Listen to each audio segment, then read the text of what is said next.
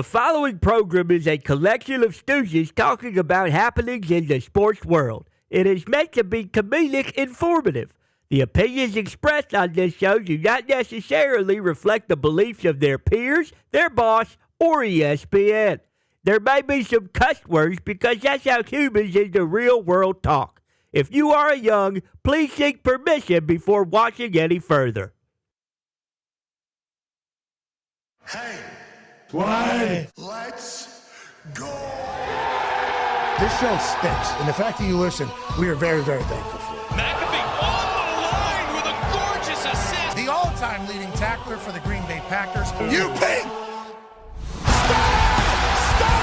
Damn it! Be a friend, tell a friend something nice could change their life.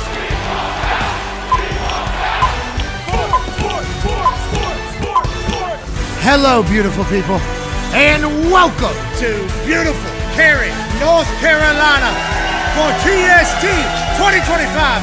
This program starts right now. CONCAFA! Is happening here in beautiful Cary, North Carolina, and although it is a glorious sports complex, this WakeMed soccer park, and although the turnout is spectacular here for a soccer tournament where there will be $1 million on the line for the winning team, it is hot as shit down here. We're talking about humidity at about 110%. We're talking about high 80s, low 90s. We're talking about the beginning of summer in a beautiful way here with $1 million on the line. My team, Concave SC, debuted a whole new squad this morning. 10 a.m. we took on Bournemouth, led by Jozy Altidore, who will be joining us on this particular program today, and we won 3-1. Don't look now. CONCAFA SC is hunting the bag. CONCAFA SC is back. We got new stars. We got new names. Same attitude, same grit, and the Arena Boys are crushing. That's Porch, new addition, lays it off to regret. Zach gets his first goal of CONCACAF. Yeah, there you do, the karate kid. Karate kid. Yeah, I actually told him the starting seven for the first goal will win $500 each. It wasn't until the second half. Meet former all TST team last year, gets on the board early, hits a gritty, celebrates his life. They were in Azerbaijan last week, representing the United States of America, and then in target score time, Mani Ledesma hits a game winner 25 seconds into target score time. Don't want to act like I've been a good coach or a good motivator, but I talked to Monty right there going into TST target score time, and I said, buddy, let one crack. He scored against us last year when he was on Cincinnati. It was electrifying. We said we need him on our team. We also got a guy named Drew Ruggles. Ruggles has dreads that have been growing for 13 years. 2 years ago when he was on Newtown, had the assist for the $1 million goal. Last year he played on Nani's team. This year he's playing for CONCAFA. And then Porch, old buddy on the back right corner of this particular graphic behind Ruggles, he scored the $1 million goal last year to win this entire thing. So our team is stacked. Our team is loaded, and we're looking to win this. A lot of great competition, though. Oh, yeah. A lot of great people. Sheamus is even here representing a German team. He'll be stopping by this particular program. We'll have Patty Maroon via FaceTime to talk about the NHL Stanley Cup Finals, which are starting this evening. We'll talk about all the sports happening around the world while standing in about 150-degree heat, and we're lucky to do it. It's not just me here. One half of the Hammer, Dahn Cowboys, AP Tone is here. Tone, welcome to TST, pal. It's awesome. It feels like when we were young and we were at soccer tournaments when there was anywhere from ages 4 all the way up to 16 playing for like state championships and stuff like that. It's awesome out here. The team is awesome. The artist formerly known as Red Boots, now wearing black boots, also had a hell of a game. The boys are loaded from like the guys that like everybody knows, like Grella and Zat and all those guys. Like they were like, hey, you guys, you Arena Boilers, you guys do what you need to do up front. We're just going to hold it down back here. Well, this team is going for it. Yeah, we are. We're trying to put a little pressure on. And Tony Meola did some good coaching. Yeah, sure. Always. And Tab Ramos, obviously a guy who is a Mount Rushmore United States player. I've done a lot of research and learned about him over the last 48 hours after I found out he was going to be coaching on our team. He's a dog. His boy, Alex. Oh, yeah. Influencer in the soccer world. Ooh. And then obviously Coach Gumpy was doing his thing today. Of course. Chirped the ref one time. Think the refs actually had a good first game. Yeah, felt like it. Now, the Bournemouth team started getting a little chippy because they started getting a little tired. Sure. Now, I did warn them that our team will fight you. Oh, yeah. Bold move. Our team is not scared to fight you. That is kind of our thing, actually. So Bournemouth backed off. It was a great gentleman's game. Handshake to them. We move on undefeated. Let's go to the toxic table at Boston Connor and at Ty Schmidt. Con, man, I see the chain. Do you have the vibes of a soccer fan this week? Yeah, I'm definitely one of the CONCAFA crazies. You know, it feels good to be able to sit up here, watch the game. I'm glad you guys were on this field. A lot of new names. You know, you mentioned the back porch. He's a great player. Lime green boots, also known as Pacheco, also known as Waterbug. Mm-hmm. He's a hell of a player. He's all over the place. And the boys try. You know, Breck Shea, I think that's the biggest thing. Breck Shea's giving it his all out there. You mentioned Ledesma, which I definitely just screwed his name up. Ledesma. We call him Zeppelin. Zeppelin is his nickname. Zeppelin, he had to play down here. 2 seconds later, guys on the other side of the field breaking up a play. So it is a team that is both skilled, both gives high energy, and they are young guys. There are old guys, Breck Shea, and there are everybody in between. Would like to see a little more from Grella, guy who's asking for $20K to play. He's going out there and basically just cutting grass. We're past that. Remember, we're past that. I don't know. He's cutting grass with his cleats. That's all I saw. It's a long tournament. There's a lot of. We had a lot of subs. We were playing a deep rotation this year. We learned from Coach Carlisle. Last year, we were like Tibbs. Okay. It was a good round for Tibbs. Right. Not a lot of subbing. We were very only playing a few guys. Today, everybody was in. Everybody was in rotating because it's a lot of soccer left, which I know you're excited for, Ty Schmidt. Yeah, absolutely. I mean, it's great seeing the boys again. You know, I know I'm not on the roster, but last year, you know, I feel like we really ingratiated with the entire team. Like Tony mentioned, I almost had a heart attack up here when I saw Mario Alvarez come out, my favorite player, red boots. He's not wearing red boots this year. He's wearing black boots, but boy, did he look good. And you're right. I mean, this is a who's who of, you know, soccer sensations when it comes to TST. What a luxury to be able, every 7 you got out there. Hey, they might be the best 7 on the pitch. Yeah. You know, I mean, you know, everyone's trying to win. There's this black boots right there, actually. What a touch by Black Boots. And what a touch by Meat. Goal time. Exactly. So when that's just a little taste. When you can do that, you know, anytime you're out on the pitch, CONCAFA's going deep in this thing. They are. There's just no ifs, ands, or buts about it. Yeah, I love everything that you're saying. And, you know, I talked about the boys playing mini football over in Azerbaijan last week. It did not go well. Oh, really? Yeah, I guess the boys are coming off quite an ass beating. Hungry. Yeah, quite an ass beating in Azerbaijan. I think there was a couple medical incidents that happened over there as well. Oh, no. We're talking about fresh out of a bad experience, ready to have a great one. I appreciate the hell out of these Arena League boys and everybody else back for CONCAFA. Let's go to a man who's a college football national champion, a Super Bowl champion, a Ryder Cup winner, and an avid soccer enthusiast. Ladies and gentlemen, AJ Hawk is here. Hawker, welcome back to Cary, North Carolina. It's good to be here. A little bit of a crowd has built here. It's pretty wild, actually. They're up on the hill, too, Foxy. If you turn that thing left, it's got to be 1,000 degrees out there. It has got to be 1,000 degrees up on this hill. And, we appreciate you guys. Yeah, look at this crew. Oh, yeah. A lot of these people are being forced to listen to us, too. They got speakers going everywhere throughout the entire park. We appreciate you bearing with us for the next couple hours as we enjoy the hell out of Cary, North Carolina. Great to be back, though, Age. This place is unbelievable. It's so nice. The people are cool. And I got get back to gameplay. The goal, our second half goalie today, you can't punt it and you can't, drop kick it. Right. He did like a sidewinder kick and he almost scored a goal. Yeah, new rule. Yeah, he punted it and tried to score it. I thought he was getting around the rules somehow. Immediately upon getting onto the field, Phil E., who is an absolute dog. I don't want to give anything away, but after the tournament, we'll talk about what Phil E. is battling through right now. Okay. Sure, yeah. Just know that he's not 100%. Okay. But it doesn't matter because Phil E. is going to be able awesome. to figure it out. But yeah, I like he put a stamp on it. As soon as he got the ball, I'm punting this thing the full length of the field. New rule this year, can't do that.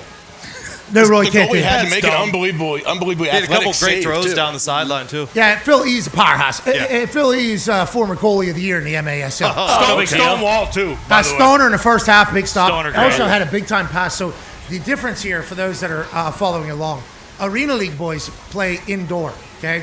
5-on-5 with a goalie. Goalie has to be able to play with their feet because they are an added player. So, goal smaller. So, goalie has to be able to stop shots, but goalie has to be able to play with their feet because how small the field is, how many limited amount of people there are.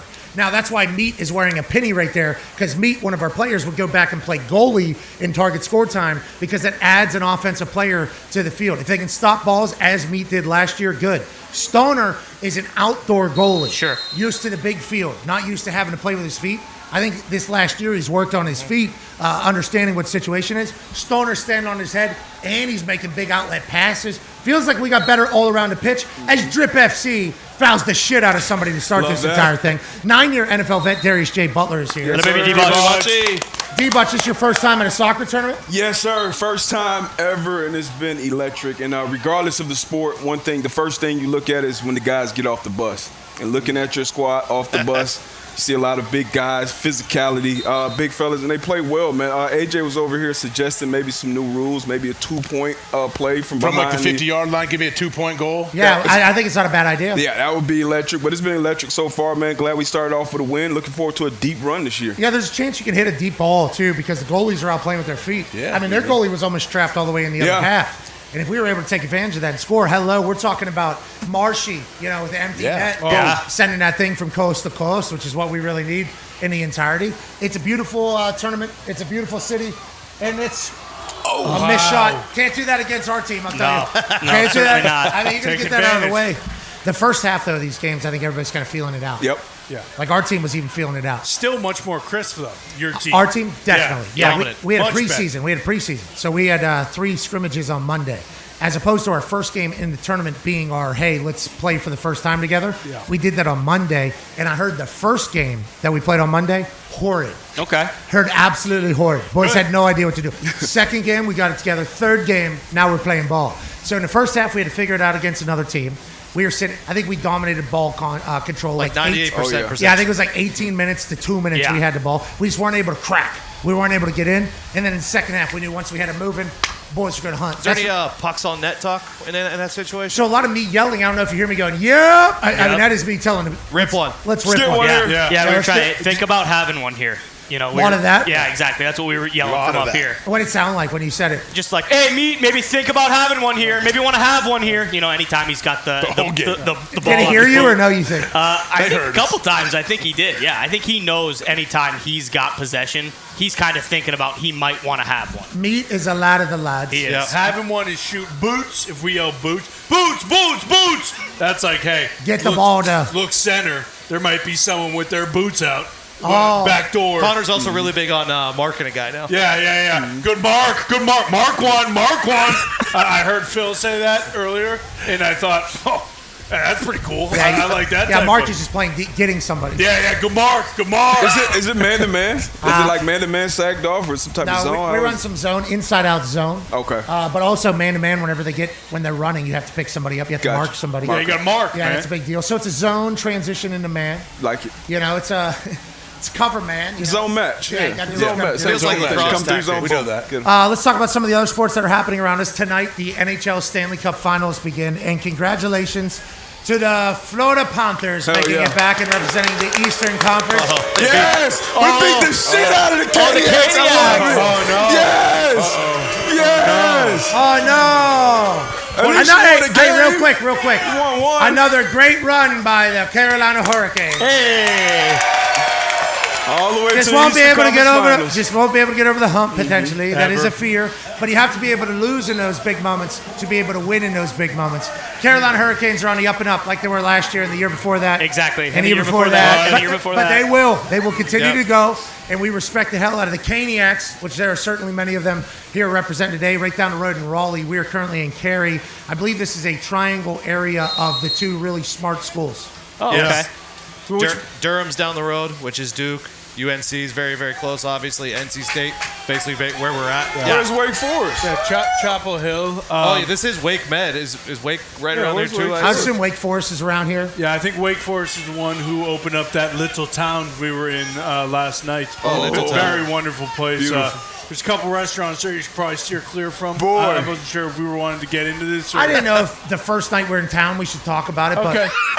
But We can wait. No, I just want to make sure. I did tell the best person in that entire restaurant line. Without a doubt. There was one hero that came into that restaurant and saved our life. Yeah. We just asked if you could take our group. They decided to take our group. Sure. They didn't tell the servers or the chefs. No. Servers and the chefs were not happy that they took our group as late as they took our group. Very nice steakhouse. Worst experience I've ever had. No questions asked. What happened? Bar none. Food wasn't great, or Food didn't come. What are you talking about? I mean, whole operation. It was just. It's kind of why you went there. Yeah. to eat. Yeah, we just wanted food and 'Cause water. This particular restaurant is known across the nation for Being very good. Very good. It fell on the shoulders of one man. Yes, it It did. was We one won't man. call him One out, guy but committed the chef Clearly. and everyone. Yeah. They As soon as had you- to bring in a big party in when they were probably about to close and they thought they were Check done. clocking Yeah, out. got it. Everybody was clocking out of the restaurant. They hate that guy so And then much. somebody said, Oh, they no hate him. problem. You could definitely serve you. Nobody told them they were still working, though. So, water, 60, 70 minutes later. Just water. That's all we wanted. Apps, don't even think about it. We're out. Yeah. We're out. We don't have that. Don't have It was that. it's like a prominent place you went. Like I've heard of the place you. Yes. Very much Oh, so. thanks. So you served us the shrimp cocktail. That's Yeah. why, I that was great. grabbed a shrimp That was cocktail. great. Thank you, by the way. Forgot We about were that. starving. It was the thing, but Raleigh was beautiful. It was beautiful. And Little Great Town area. was It was Little Town beautiful. was beautiful. It was. Downtown What is was Little beautiful. Town?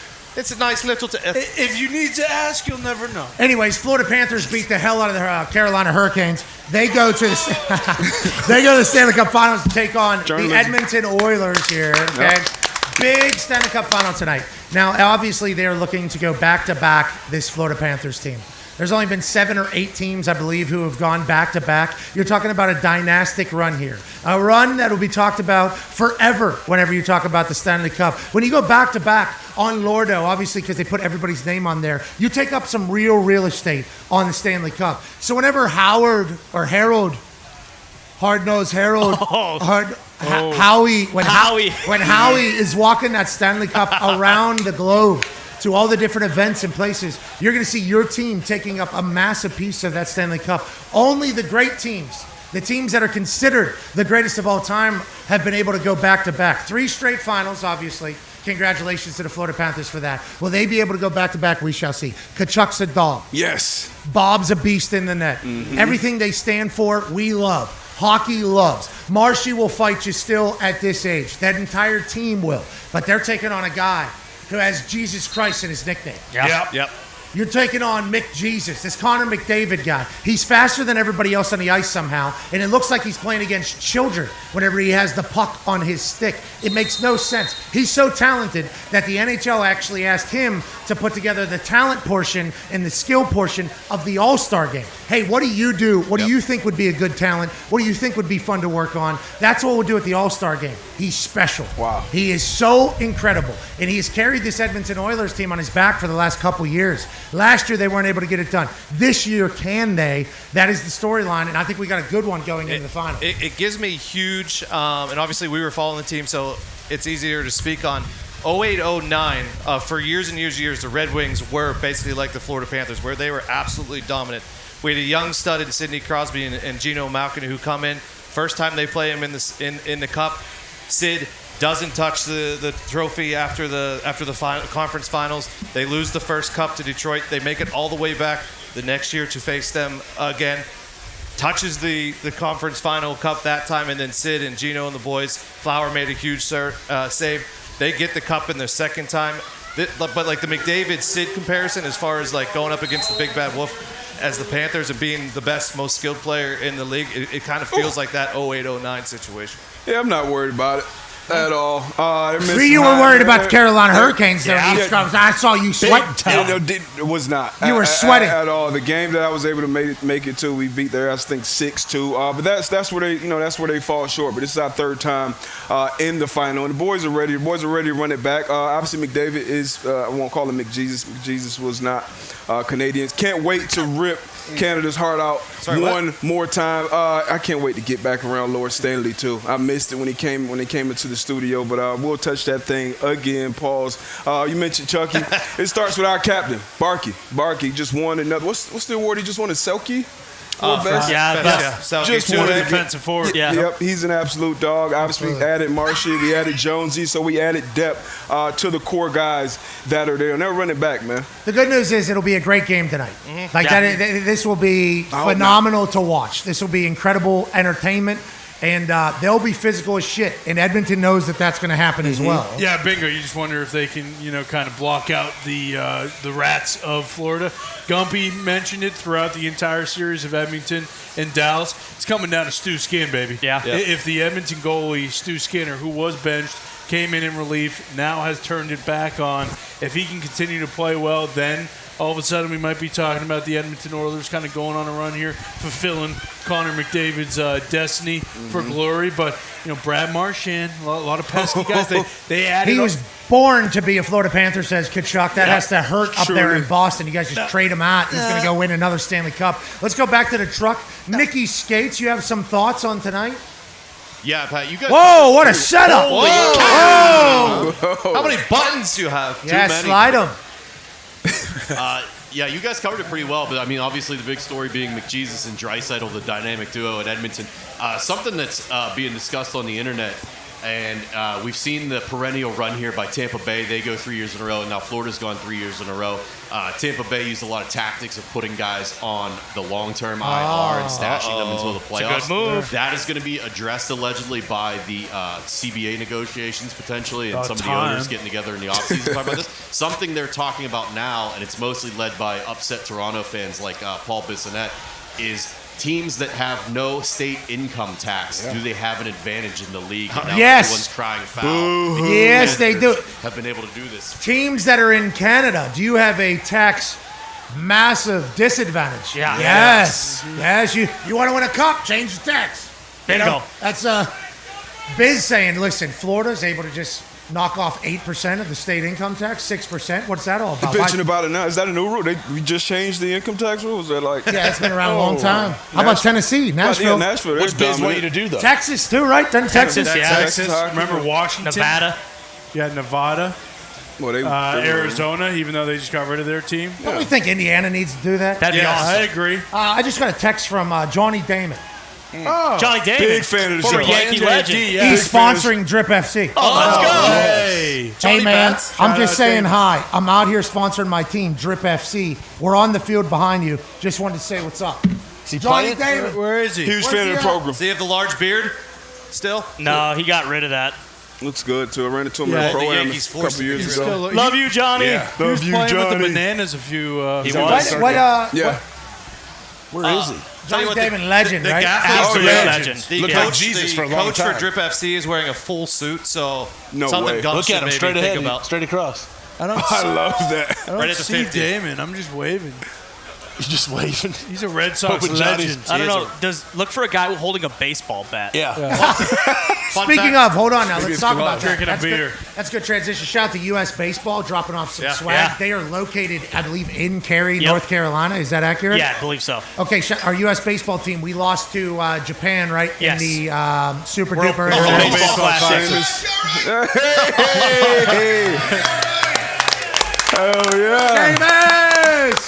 Mr. O'Shaughnessy. Hey, he's got the handheld, Nick. Frost, everybody. Here you go. Yeah. Okay. Thank you, Sheamus. Seamus. Seamus, Oh, you gonna play? we gotta be. We gonna be. I'm allergic. Stay away. Stay away. Boom! Save the bees. Thank you, sir. Oh, thanks, B. You want one? You want one? Thanks, B. Looks like I Yeah, the bee wants to booze a little bit. Cheers, Sheamus. Seamus has SPF 250 on. Smart. yeah. That's a smart decision. need some. Hey, use that. You want to give a How do you toast? say it in Jeremy, guys? Prost! What's that? Cheers, lad. You're not going to give a toast at all or anything? Salute. Cheers. More of a You should give a salute toast. guy. You should give a toast. You should give a toast. I should. Yeah. It's good apple juice. Watch out for that camera, B. Well, once again, I'm on the Pat McAfee Show. That's right. An honor that it is. With the greatest crew, greatest crew you could ever have. To a great tournament, to BVB winning it all. Whoa. Slot your lads, Prost, let's go! Yeah, it's a concave. Oh, Concave. What type of beer is this? This is one of those like super flavorful beers where the brewer says, I put my heart, my soul, and my entire backyard into this. Not bad at all. It's going to have a lot of flavor. It's kind of delightful. It's a proper German beer, fella. It's a proper German beer. Proper German Salute. beer. Pretty It's good. got a little And the Labatt Germans know in how it. to drink beer. Prost. Irish know how to drink Guinness, but the Germans definitely know how to drink beer. Yeah, beer Truly. steins, right? That's what they do. That's This is a No delicious Stein beer. today. It is. So you have a chair, an extra chair there? Here, Sheamus, Where right are you here, gonna brother. sit? Where are you gonna sit? No, right Hey, here, we'll brother. slide down one. And you got a headset right there. Oh, perfect. This is kind of like a Labatt with a Coors Light, kind of a perfect combo. It's delicious. It's a good way of phrasing it. Yeah. That went down real smooth. Yeah. I was supposed to maybe play in that second game tonight. Why would I do that? Third Trip one. FC. Trip FC. Oh, Damon's boys came to play. We knew it. Saw him off the bus. Okay, welcome to the show, Sheamus. It is an honor to have you. We appreciate you. You're currently acting as the team representative of what team? Borussia Dortmund. Who? Borussia Dortmund. Russia and Russia and Borussia Dortmund. BVB. What's he saying? BVB. Oi! Oi! Oi! BVB. Oi! Oi! This is one of your favorite teams? Well, because I'm a Liverpool fan my whole life, during the pandemic when everything was shut down, there's some Liverpool fans here. The Bundesliga was the only league that was on at the time, so with the Klopp connection with Liverpool and Dortmund and both teams embracing You'll Never Walk Alone, it was an easy pick for me. So I've had a great relationship with Dortmund over the last 5-6 years, so I'm proud to represent them here today. Okay, so Dortmund actually came and gave us a bunch of food last year as well. Did. Yep. I love the way their team operates. They're great, fella. It's like a big family business. You know, people don't realize that Oh, Dortmund. shit! It's a goal. Right? That's what they call the nasty goals? That was filthy. Is that an answer? Yeah, Gonzalo, they crossed one in. Head Golazo. There it is. Shit! Gonzalo. You're close. Cross in, header off the post and in. Do we have that? I wonder if we'll be able to pull it up. It was in the background while we were talking there. That's wonderful news. There it is. Here's the replay. Here it is. Oh, beautiful. Bottom corner, no chance for the goalkeeper. Did you play? Did you guys? Have you played yet, Dortmund? No, I practiced with the team yesterday. Good crack. I was in goal. Had a laugh. But obviously, I'm not allowed playing the tournament from WB's perspective, so they don't want me getting hurt. So I'm on the sideline, geeing them up, giving them a bit of motivation. Have you guys played yet? We played a game this morning, yeah. How'd it go? It didn't go too good. Who'd you play? What was the name of that team again? They were good. They looked good. Freedom United. Freedom United, yeah. What was the final score? 3-2. Oh, okay. Not bad. Yeah. That's a good battle. First half, we weren't great, but we settled down in the second. It was 1-0 half time to them, and we came back. But with another game here at 6:45, so, I feel like the wheels are starting to turn now. They'll be all right. I feel they're going to do okay. You have a lot of confidence in your team. I do. They're a great bunch of lads. Honestly, great bunch of lads. They're representing the crest.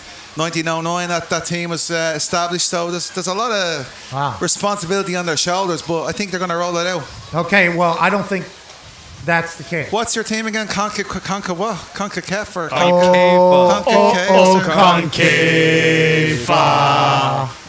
That's who we are. Better get familiar. Do you have any other, apart from you guys, is there anyone else supporting that team? Or what are you talking about? CONCAFA? Yeah, we got the CONCAFA crazies. Look You got merch. Come on. See that merch we got CONCAFA merch out here. Yeah, we got people saying CONCAFA. Look, we got a CONCAFA scarf up there. What's that? Huh? Boom. Dude. Don't worry about that. They're all plants. All of them are plants. You paid them off, Paddy. I know you have. To be clear, Zach, the kid who had the first goal for us, his mom made this tank top. Sweet. Tone Diggs got these from TST. They're the ice things. Yep.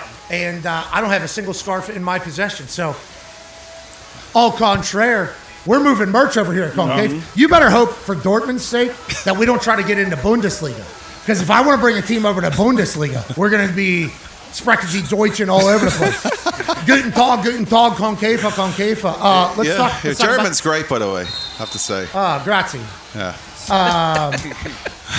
What is thank you? Dankeschön. Yeah, Dankeschön. And then Durian. The what? Exactly. Yeah, you don't even know. Yeah, exactly. I'm speaking languages you don't understand. Listen, mate, I can barely speak English, so let's just leave it at that. I agree with that. The accent is something. There's going to be a lot of people that are putting on the caption so they can understand what you're saying. And rightly so. I'm not embarrassed by that. How long I agree. It sounds awesome. How long have you been with the WWE? 18 years now, a year and a half developmental. I'm coming up to my 16th year on June 30th this year. Congratulations. Wow. I appreciate it. Let's talk about it. Obviously, a lot of turnover, a lot of change in those 18 years in WWE. Obviously, the internet was ablaze this week whenever we all found out that R-Truth's contract was expiring soon and that he was not going to be with us falling forward from his own announcement. Also, Carlito. Carlito came out, and I didn't think I saw that till a couple days later. I love Carlito. He's a bad apple. Yeah, he is. Carlito's a bad apple. But R-Truth and Carlito have been with the WWE for so damn long, been pillars of the WWE, have been so entertaining, have been beloved by the WWE universe for so long. Obviously, there was a loud reaction to that in a negative way. 18 years you've been there. There's been a lot of turnover. And I think that's something that we come from the NFL world. Okay, we'll have a friend that we're on Colts with, and we're eating lunch with him. This guy's a professional football player. He's made millions of dollars. He's on the Indianapolis Colts. I'm having lunch with him. He goes to a meeting. I go to a meeting. I never see the guy again. He got cut. in our world, like, people move on. You don't have a job forever. It's like you do get cut. You have to learn and just kind of do. In the WWE, it's kind of similar, but I think people fall in love with the superstars so much, it's harder to move on from people. What are your thoughts in perspective on the business as a whole? And do you know when it's time? Like, do you think guys know when it's time? Do you think it's always, like, what are your thoughts on it all? Sometimes people don't know. Look, from a perspective of what we do, entertainment, like, it's about entertaining the fans, and people, like, I'm sure in NFL, fans to see that the player, like, in interviews and everything, and they see what he does in the field. But for our perspective, what we do, the fans get to know who that person is, and they get to fall in love with the character and the personality. Like, for Truth example, like, he's one of the most beloved because he's one of the most entertaining. I had my first dark match against him when I came up in 07. I think 08. I joined in 07, 08. I came up the road for dark, and Truth had just come back after he was with the company. He went to TNA. He came back again, so we had a dark match together on the road, and like, from then we bonded. Like, it's that fellow walking in the dressing room and it's just laugh. He's got a contagious laugh that would just, like, light up the room. But there's no way of knowing, man. You just got to go out there and do what you can, and sometimes you can't tell when that time is. A lot of guys come back, though. Like, that's the wrestling business. Yeah. Like, so even more so now with how many opportunities there are elsewhere, and it feels like it's only growing. I mean, let alone like AAA getting bought up by WWE and TKO. That partnership, what they're going to do, the amount of money probably going to be invested in there. TNA seemingly all the way back. Obviously, AEW still rolling. They broke a record of some sort. There's so many opportunities, but there's always a road back to WWE. Yeah, it's not the end. It's not the end. So many people, so many guys and girls have left and come back. It's not the end. Like, sometimes it's a bit of a break, and there's no way Truth's not going to come back at some stage. I'm sure you'll see him again. Like, definitely a Hall of Fame. He's definitely a pillar. Yeah, and the same with Carlito. Carlito was gone for a while. He came back, and it's not the end. If you truly want to find your way back, you'll find your way back. It's not the end for anybody. So many talented people at the WWE. Yeah, it's crazy. And so many young talent coming up as well. Yes. I just did a workout with Obafemi from NXT World Heavyweight Champion. I was down in the Performance Center, so it just dropped today on Celtic Warrior Workouts. Want to check it out? But 1 million subscribers, Sheamus. Yeah, thank you. Congrats. Big time.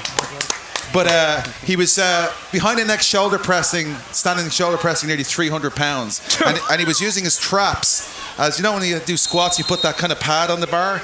He was using his traps as that pad, just banging it out. Unbelievable, man. You put the pad on the bar when you squat?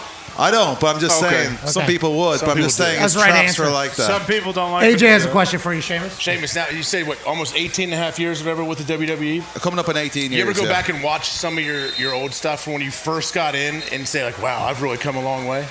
I try not to watch my old stuff. I'm sure you were awesome back then, though. I'm sure we wouldn't. I'm sure you were awesome back then, but, like, what is it like now going into the ring compared to what it was like when you were younger? I feel when I first started in WWE, I was just so nervous and just so self-conscious of myself, and just like I wasn't really in the moment. I wasn't really enjoying it. I just wanted to make sure I got through it without messing up, without making any mistakes. And now at the point where I just love going out there, I just feel a crowd. He's there on commentary, banging it out. You can hear him all over the bleeding place. Oh, so you guys can't hear me? I always hear you. Can you hear him? I can hear you over 20,000 people in that crowd, Paddy. Okay, I didn't know that. I'm going to remember that. Yeah, I'm going to lock that in. Come on, Sheamus. Come on, Paddy. It's fight night, fella. All right, you'll hear me. I'll make sure. But I just enjoy it. Feel the crowd in the moment. I'm more in the moment than I've ever been, and that's what it's about. And letting the crowd in. And I feel that's why I'm having the best matches in my entire career. And that's why I love going out there. I love putting on banger after banger after banger after banger after banger after banger after banger after banger after banger after banger. Did you drive a bus? Did you drive a bus here today? No. Oh, I thought it was dope. No. I took an Uber like everybody else. Banger. Yeah. It was not the Banger bus. It's a nice Uber. No, remember the Banger Brothers, the thing back in the day, me and Drew McIntyre. Yeah, the Banger Brothers. You and that other guy. Remember Drew McIntyre? Yeah, you the Banger Brothers. Yeah. That got shut down real fast, by the way. Yeah, it was a good run though. That's not the one I remember. What are you talking about? What? It's a different. You are you on are that thing? the other team, aren't you? No. I'm thinking about a different bang. But Anyway, speaking about being in the moment, we already care. You've been around the world, obviously been a superstar for a long time. How's Kerry been treating you so far? Do you have any, suggestions for us for dinner tonight? We ended up in Bahama Breeze last night. Okay, we saw that on the way here. Good. Yeah. Instead of boats going by the hotel, it was just cars and trucks and stuff. But there's my wife was really impressed with it. We can tell you where not to go. There's a lot of restaurants out here. There is. We only got in yesterday, late yesterday, staying at the same place. But Carolina's great, man. I love this place. It feels very close to being in Ireland. So many trees, so many greenery. Everyone's super friendly. Except for this heat, dude. This heat's killing me. Ty has a question for you, Sheamus. Yeah, Sheamus, I am curious. You're obviously absolutely jacked. Pat mentioned, the Celtic Warrior workouts are up over 1 million subs right now. How does your body feel, and how much different is it when you get in the ring now than maybe it was 16 years ago when you were a spring chicken? I don't think it was ever a spring chicken type, no, I actually feel right now. I think I'm in the best shape I've ever been in. I'm using this. My wife Isabella got me on this app called Ladder App I've been using, and I have this guy called Corey Perkins, awesome trainer, and I feel now like I'm lifting 6 days a week. I'm eating really well, a kind of carnivore animal diet, except for this obviously, but you're allowed on special days like this. But I feel now like I've just so set in my ways of training. When I first started, I wasn't as self-conscious, or I wasn't as strict, regimented on what I was doing. But now I feel like I'm definitely dialed in, and I'm really liking it. You said Ladder App? Yeah, Ladder App, dude. Here's Corey Perkins. Corey Perkins, awesome trainer, by the way. I want to give you a shout. So he's on your app? He's on your app? Yeah, he is, yeah. But hold on. I need to learn more about this. Yeah, sure. So the Ladder App. Yeah. You just take your phone downstairs into the gym, open it up, and Corey's leading you through a workout? Yeah, you pick whoever the trainer you kind of most resonate with. You pick the trainer, and Corey was the one. Peloton. You remember I came back? Yeah, it's Peloton for lifting. It's basically that, yeah. Every day is a new set. Like you can do 6 days, minimum of 3 days. It's awesome, but it's changed my life forever. You saw those pictures of me, burger after burger. You remember that stuff? They were calling you fat, Sheamus. They were calling me fat, and rightly so. Listen. I'm telling you, there was creases going on there where there shouldn't have been creases. You know what I'm saying? I'm dialed in now, and it's. If you want to go, by the way, when are you going to get on Celtic Warrior workouts? We should all do one together as a group. The McAfee Show. I'm a fat sloth, dude. I can't do anything. No thanks.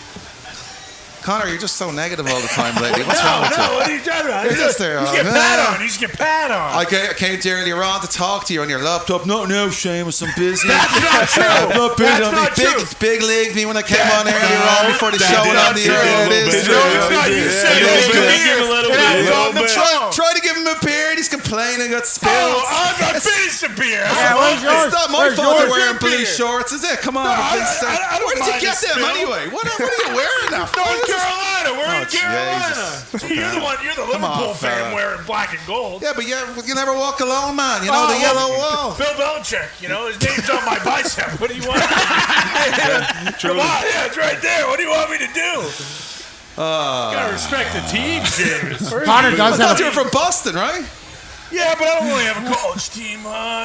Navy. Boston College, no? Notre Dame, is it with Irish college for you? Notre Dame's up there. You could always Georgia Tech's your school. You're having a go with Syracuse. me. Yeah, well, I mean, you live and die with Liverpool, but you also live and die with the WWE, as we all do. They moved WrestleMania back to Vegas. Are you pumped about that, or you kind of wish you were going back to New Orleans? We were in New Orleans for the Super Bowl where they were saying it was going to be. Great city. Don't know if it's fully equipped to have what Vegas had just because of the spectacle that WrestleMania is. What do you think about that? WrestleMania in New Orleans is incredible. That's a we were down there. Yeah, you guys did one. We went to one. Yeah. That was Bourbon Street. That was one of the top 5 weekends of my life. A WrestleMania, what, 32? Was it 33 or something? Was it? I don't even remember. I don't remember. Now, I don't think I guess at this point, yeah, it probably was. 2018, I think. Okay. Yeah. Okay. It was awesome. It was incredible. You'll never see Bourbon Street like that any other time of the year. That's an insane place. You weren't able to be there, Sheamus, because you were famous at that time in WWE. Yeah. I was able to just walk around down there. It was incredible. Every bar was playing entrance music, other people's music, theme music, and then there was matches happening in the middle of Bourbon Street. Somebody was dressed up like, let's say, Hulkster, brother. Yeah. And then Macho, obviously, somebody dressed up as Macho shows up, and then obviously because it's WrestleMania in New Orleans. Somebody's dressed like a ref. They just meet in the middle. Crowd makes a ring. We're going off the ropes in the middle of this thing. 1, 2, 3, and then bar hits Macho Man's music. I mean, in the middle of Bourbon. So Hogan put Macho over. Yes. That's crazy. It's Bourbon Street. It was New Orleans. That's crazy. The fake Hogan put Macho over. Yeah. Come on. We all know that's how that crazy. But yeah, it was awesome down there. I fully agree with it, but Love Macho. It was awesome. Are you excited to get back to Vegas? Though, felt like Vegas was the perfect. Yeah, Vegas was incredible. Vegas is great. Look, I'll come out. I won't come out during the daytime, obviously, for a lot of reasons. But it obviously was a huge hit there this year. That moving it down was above my pay grade, but either way, it was a success. So they're obviously going to go back again because it was such a huge hit. Do you operate like a vampire? Pretty much, yeah. Like I'm literally on my second can of sunscreen right now. I could see it radiating from your eyes. I basically about 5 minutes before I came on the show, I couldn't see anything. I was just like, with the beer, Mm-hmm. The beer was like you were in Dublin, remember? It's like you're like that the whole time. That's a great night. People grabbing Pat's hand, just walking him around. Where are we going? Great show. You gonna come over this year? No, I'm coming this year. No, you missed a great. Did you miss a great time? One of the greatest cracks of my life. Dublin was awesome. And you've had some great cracks. We've had some great cracks. I think we should go to Dublin for a little longer. Hey, Sheamus has been on the record as saying that was a good night, though. You had a good time too. It wasn't just us having a great time. Yeah. I was just warming up and the night was over. It was mental. Well, your buddy had it.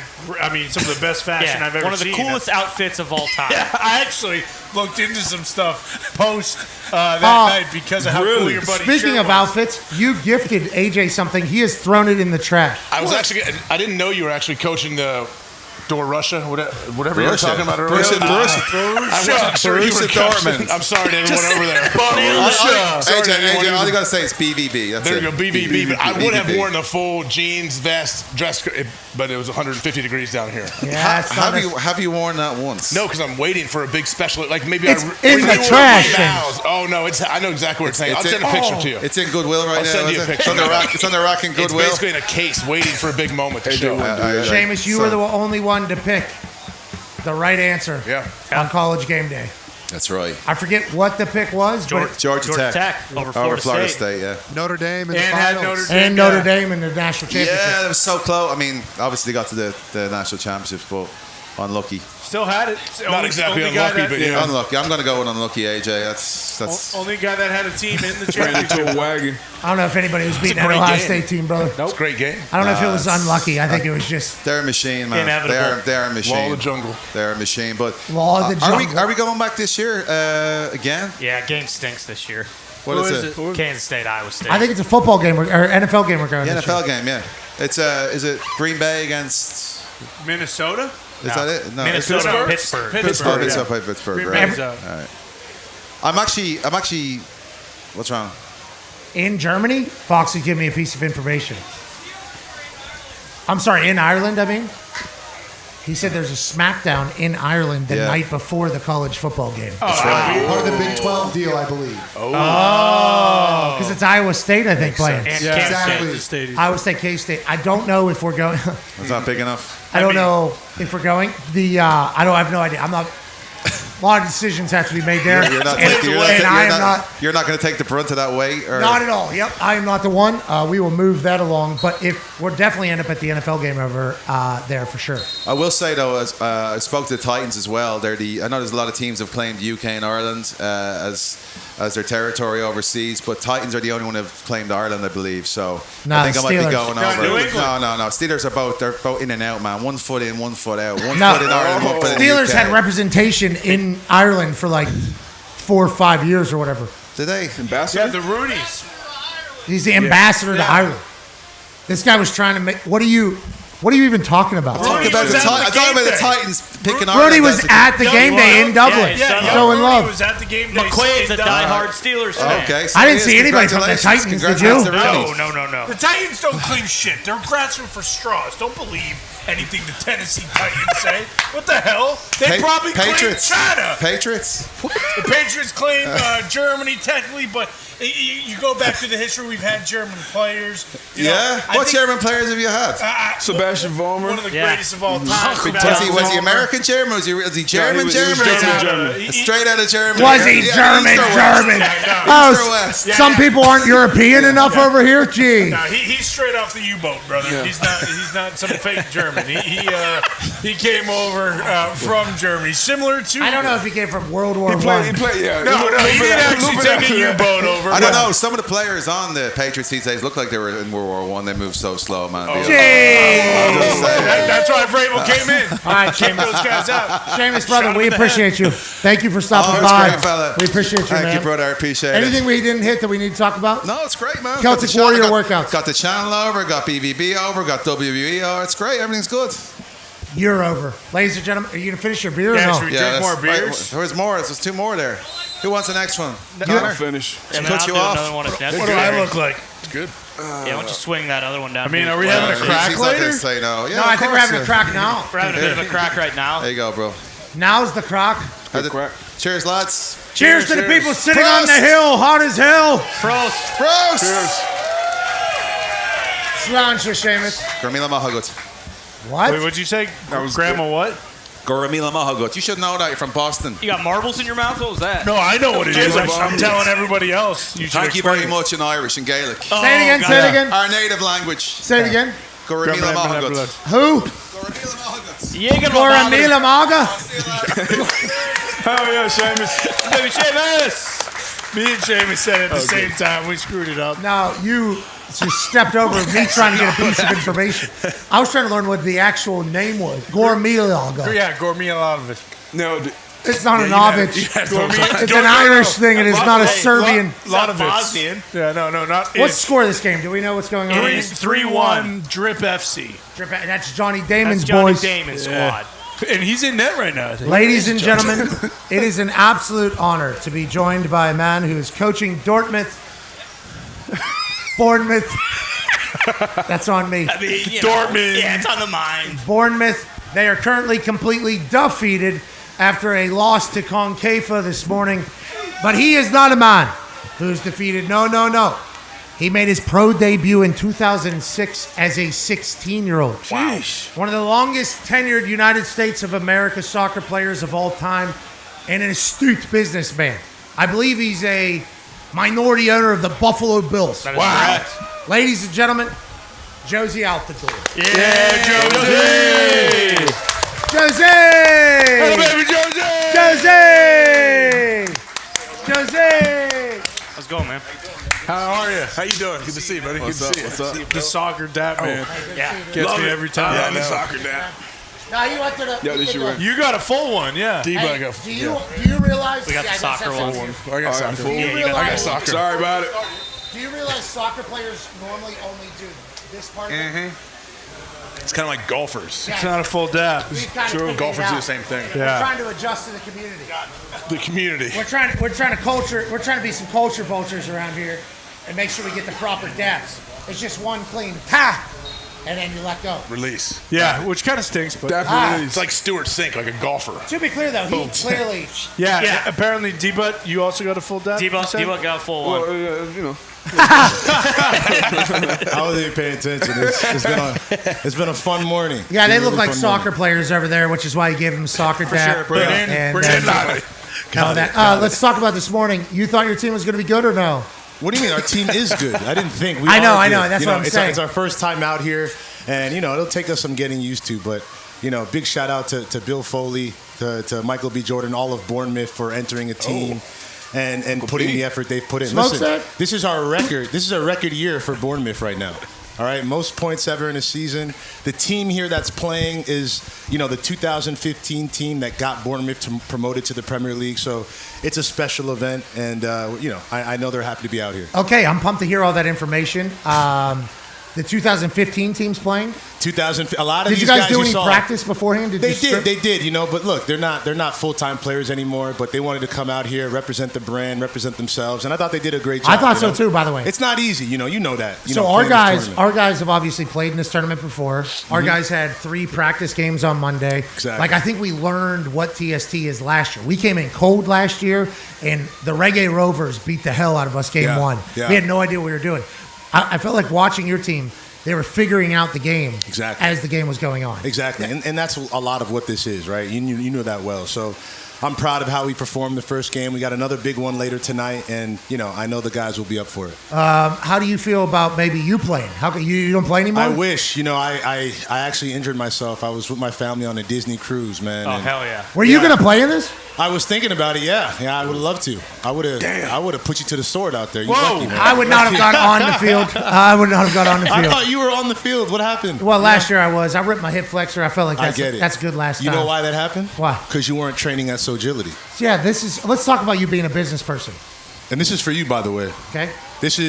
I want to give you this. I got 2 gifts for you. Thank you. This is Bournemouth's Can't wear that official this U.S. Jersey Tour shirt. Nice. Michael B. inspired. So take a look at that. Smokestack inspired. You know what I mean? We got this for you with the last name on the back. We got to take care of our people, man. You know what I'm saying? We got that. And then I have this for you. This is where you should have trained. That's why you got injured. I know. You need to be at Agility. It is down the road from you. There's no excuse. Okay. We will host you. We'd love to have you. Okay. So this is for you too. Appreciate it. Come down, train with us, and we'll fix that hip flexor. Okay, so let's talk about that. You own Agility. Yes. Okay, I assume you own a part of Bournemouth. I assume there's other things. And then you're also minority owner of the Buffalo Bills. Yeah. Brand new. I think there's some other companies that you're like potential investor in. Yeah. When did you decide that you're going to be an investor? And is this all from soccer money? Legit. We're trying to figure it out. Is he pocket watching? That's crazy. I've never seen that. No. When you're a Bills, this guy's crushing it. Come on, man. I know, but the Buffalo Bills, bro. Yes. That is an unbelievable. Massive. When we saw your name get dropped in there, I'm like, Jozy Altidore is an owner of an NFL team because you're young. You're young, and it's like how. That's unbelievable. And then you start looking at all the other shit that you're invested in. It's like you're a good businessman, Jozy. How long has it been like that? And what has always been the plan? No, first of all, I appreciate that. And for me, it started with my dad. So my dad, he actually worked at FedEx 30 years, but he always instilled in me the idea of owning something, right? And we started in real estate in Boca. So started with a small real estate company there that my dad started and showed me the business from a young age. And ever since that, he's instilled to me the value of that. And I kind of took it and ran with it, and it's been one of my biggest passions for sure. I love watching athletes dominate in the business world because the suits, they think we're dumb. You know that, Jozy? I don't think so. No, they do. You need to realize that they do. You need to realize that they do. We've heard them on the record and off the record say things about athletes and stuff. So remember that whenever you're in there working. I respect it. I appreciate you doing that. The only thing I'll say is like, now not playing, you have to understand what it's like for them, right? They put 25, 30 years into their field, went to school. So I think, as athletes, we got to be a little bit humble when we're transitioning, take that athlete hat off and kind of relearn how to make an effect on society. And that's part of business. So. But keep the athlete work ethic. Exactly. Yeah. That'll kind of prepare That's you synonymous to me in the business world. That discipline. It's important. Agreed. Okay, let's talk about some discipline. Let's do it. Is our U.S. men's national team ever going to win? Nope. This is unbelievable. Look, USA hat. Stinks, man. USA hat. I watch you on Team USA. Thank you for your service to the United States of America. I appreciate it. It was always cool to watch you out there. And you played 110 caps for Team USA is what Wikipedia said. Felt like I saw you 1,000 times. Every time I watched, you were playing. So I respect the shit out of that. But with this team, obviously we got a new coach, Coach Ponch. Yeah, Pete Ponch. Pete Ponch. And every time Ponch leaves his club, that club goes on to win great things. A lot of people say he maybe built that club to have success, but you're saying when he leaves, they win. 3 different teams. Nonetheless, I feel like we've had a lot of good players. Yeah.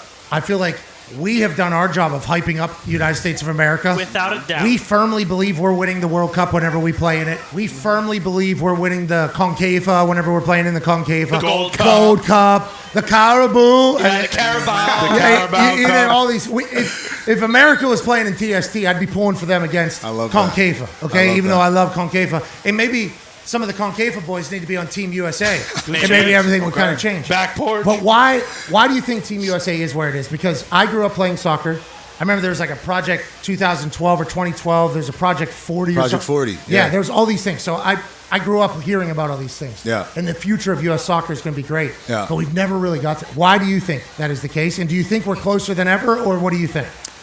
I think we have to approach it in a sensible way. Look, I think as the United States, it's natural. We want to win. We want to be the best at everything. But I think we have to understand our league domestically is 30 years old, right? Like you look at the age of the Premier League, the NFL.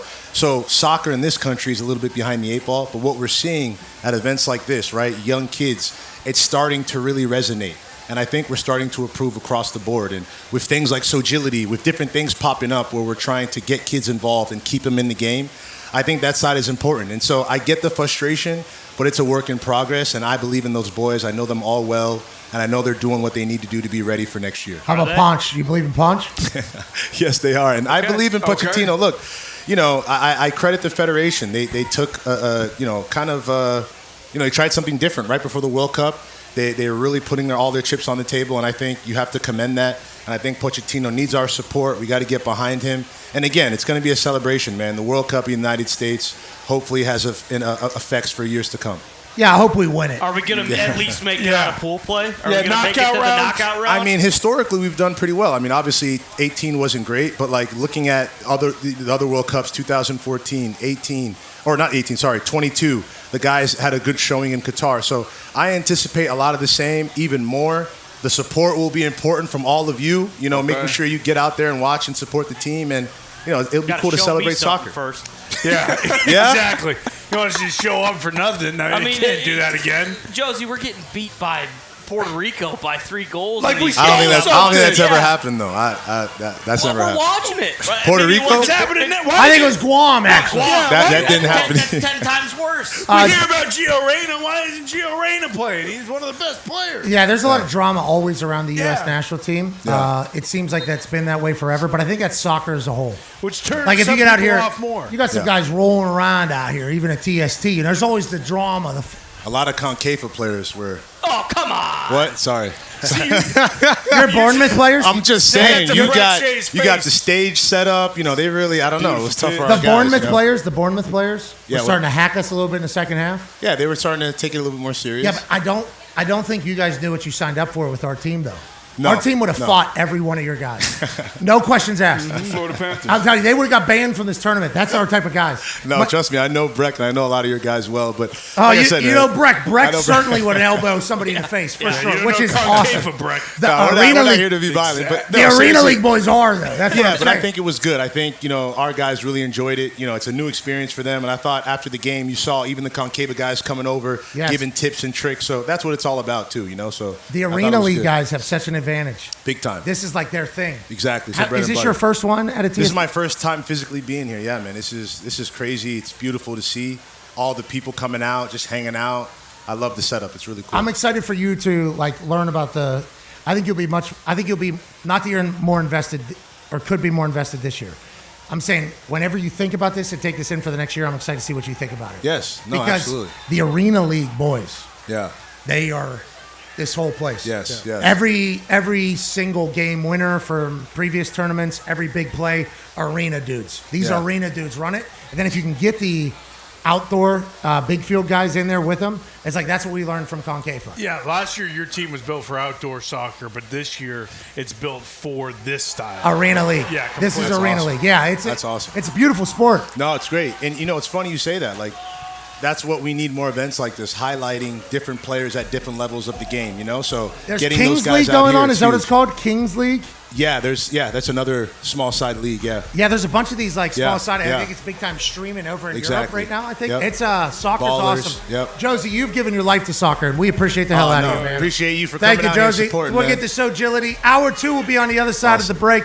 Be a friend, tell a friend something nice. It might change their life. Take 3.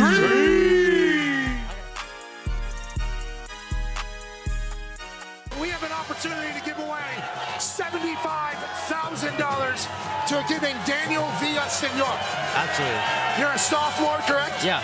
What is your major? Civil engineering. Okay, so what's that mean? What is civil engineering? I don't really know. Have you ever kicked a ball before? I have. When? Were you a soccer player? Soccer player, yeah. Okay, how were you at kicking soccer balls? Pretty good? I was okay. I was good. Have you ever said anything negative about football kickers? Maybe once or twice. Daniel! Damn, Daniel! We don't need that! You make a field goal here from 33 yards uphill. You're the civil engineer. You'd have to tell me, I think it's about a 40-yard kick. If you're able to do that, we will give you $75,000. All right. He's got no laces. Yeah, what do we got going here? Can we get a shot of shoes? What time? Hey, a shot of the shoes. Daniel showed up in his Vans with no laces. What time did you get here for this? About 11:40 last night. Need a lot of power. Good luck, Daniel. I'm not feeling it. Not feeling it.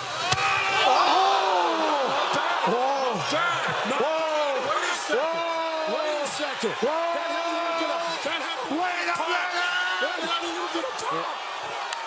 Just like everything this morning, that was a surprise. We did not expect that. Let's go. We got to do one more shot. One more kick for $100,000. You got this, dude. Let's go. How about this, Daniel? How about this, Daniel? Not only is this one for $100,000, if you make it, we'll add another $100,000 to the $500,000 donation we're about to make from College Game Day to the hurricane relief. It could be $600,000 if you make this, with $100,000 going into your pocket. Daniel, this is bigger than you. Let's make a kick, bro. Way to overcome the shoes here. That was a heck of an effort. Come on, you got this. In Berkeley, California. You got it. Oh!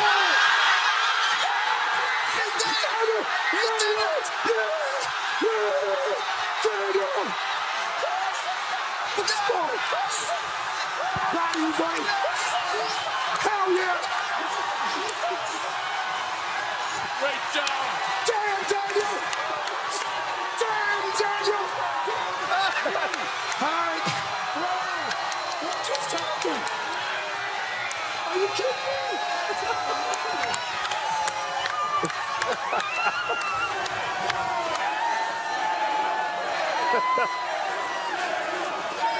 It's fun, man. 11:40 he was there. I know. $600,000 to hurricane relief. $100,000 to Daniel. What a morning in Berkeley. The following program is a collection of stooges talking about happenings in the sports world. It is meant to be comedic informative. The opinions expressed on this show do not necessarily reflect the beliefs of their peers, their boss, or ESPN. There may be some cuss words because that's how humans in the real world talk. If you are young, please seek permission before watching any further. Hey. Why? Let's go.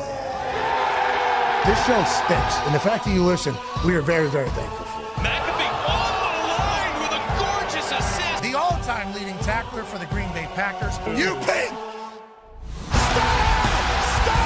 Damn it! Be a friend, tell a friend something nice could change their life.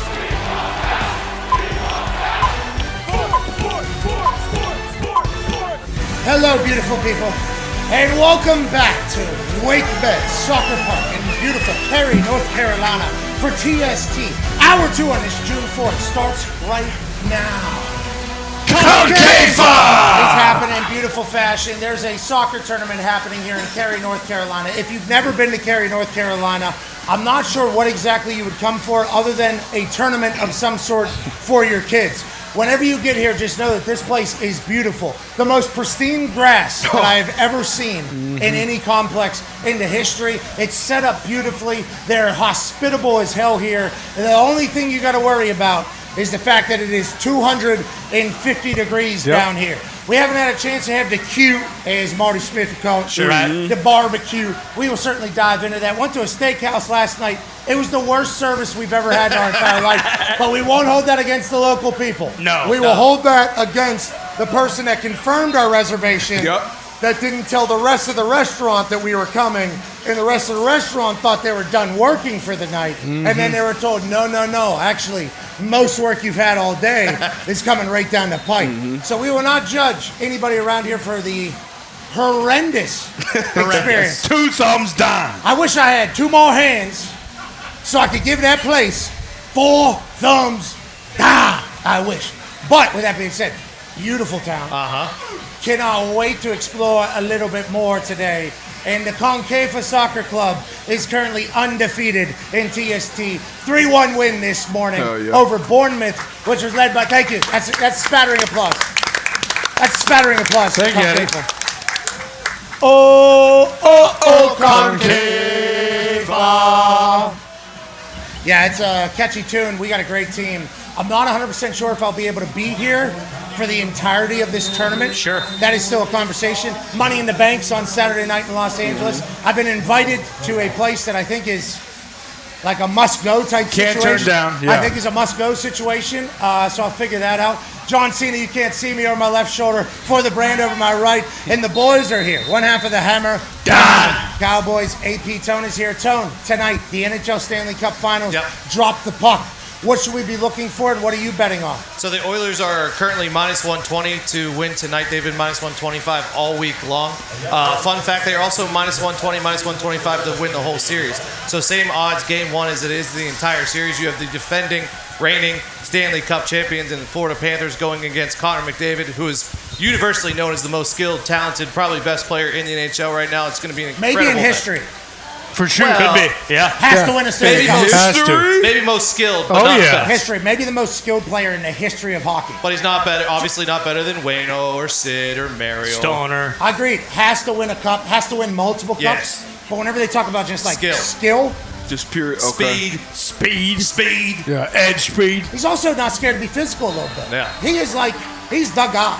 For the NHL, this is a home run that they got the best player in the world playing in the Stanley Cup Finals again, taking on the Stanley Cup champion, Matthew Tkachuk-led Florida Panthers. Matthew Tkachuk obviously wins over all of the United States of America during the four nations instead of the All-Star games, where he just fights all of Canada immediately after them booing our national anthem. That was a massive success. He's already the champ. They send down Marchand, who is beloved or hated depending upon what city you are from. He goes down there.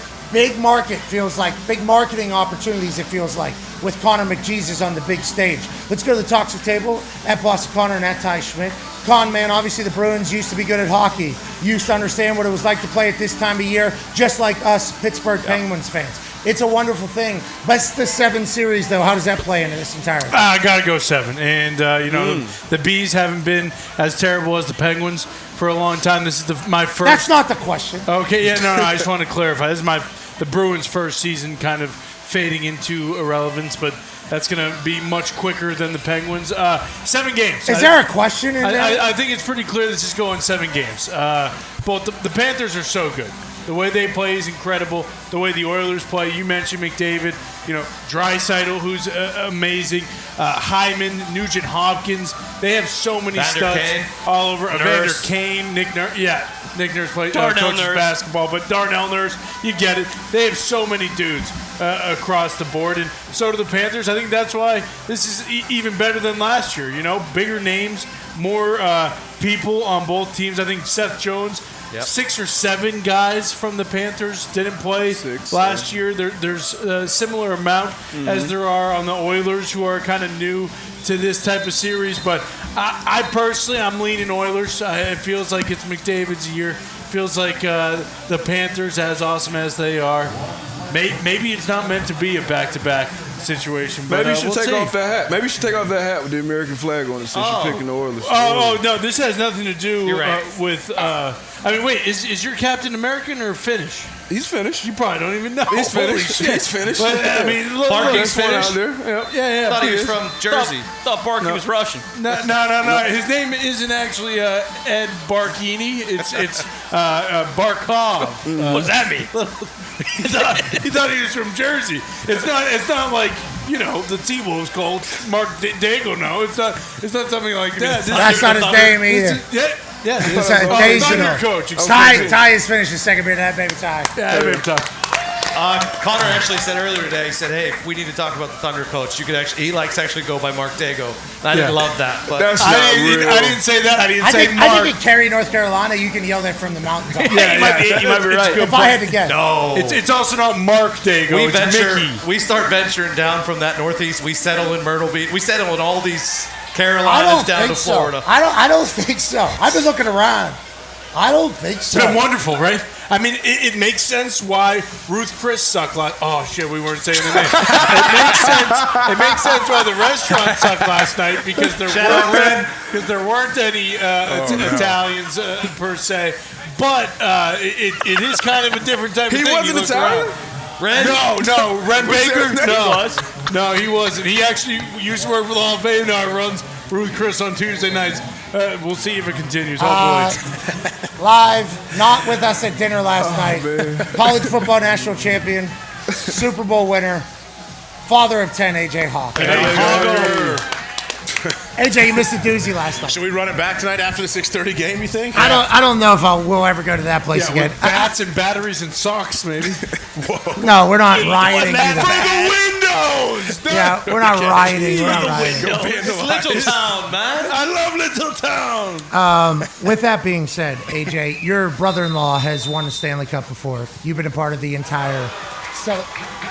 Oh, no! Drip FC! 4-2. Man. Letting them back in. Anytime you can squeeze one past Santucci, you know you're doing something right. Are we in target score time yet? Is that a knee I believe on we the are in table? target score time. No. Corner. Is that a bad knee? Is that the bad? I don't think I can play. We are in target score, yes. Oh, shit. Nothing worse. These pints are pretty good, boys. They are delicious. Yeah. Did you guys all drink? How about we get This one is my here? second one, yeah. It'd be a shame if we got any more.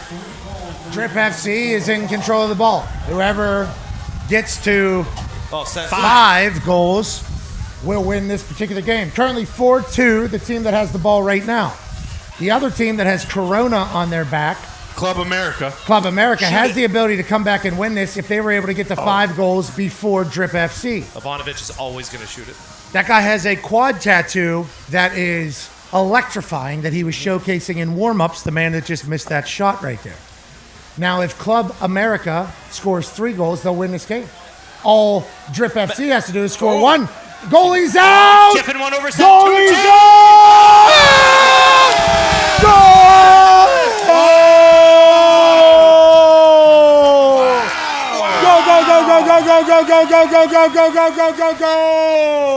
Santucci got caught out getting a hot dog.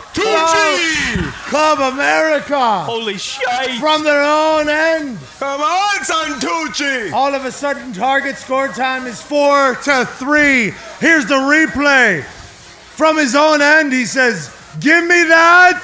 Santucci can't reach. 4-3. Target score time. Yeah, should have been 2 points. All Club America needs now is 2 more goals. Shoot it, Tooch. Drip FC only needs 1. He's so They're taking a player off here, I believe. We are 3 minutes into target score time, so now they will sub 1 player off from each team. It was 7-on-7. Now it's 5-on-5, I was told. We missed an entire 3 minutes. Can you call a timeout in soccer? No. I think we do have a timeouts. I think we do. In 11-on-11, I believe no. Santucci with the ball in the back. This is what we were talking about earlier. Goalie needs to be able to play with his feet. Tooch. Soccer Dave up front. He's an influencer. Great soccer player. Fun to watch. Right there with the ball. Pivoting. Go!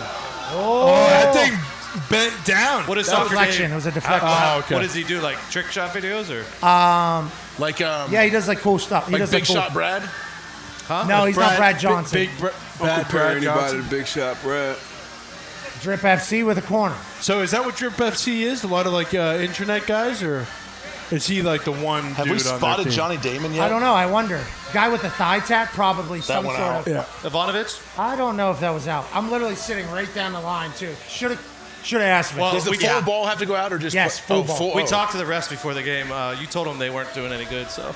No, I told them they were going to do a good job. I tell them They had good boots on. 23 Great here. boots. 23 that is playing front left I for feel like Drip Tooch got an FC. angle to take a shot. Right there. Yeah, but Santucci can't get out Now of we- position again. Yeah, you're Currently right. 5-on-5. Oh, Tooch. The team in blue needs 2 goals. The team in white, Santucci! Oh, Tooch! Tooch had a lot of space and opportunity. They might have let him do that because he is a goalie. He heard you, AJ. I know.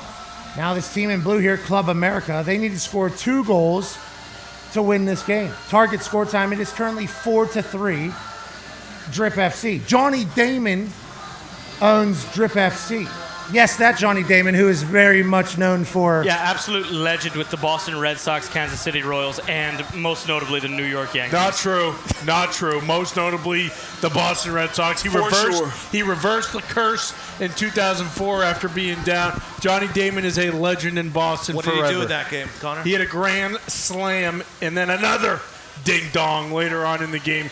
Love Johnny Damon forever. Can they get a ding-dong here in target score time? That's all they need. They might get a ding-dong. I don't know if they're going to be able to get it done with... Yeah, I mean, it's tough to beat Santucci when he's got some defenders in front of him. It's just everyone knows it, you know?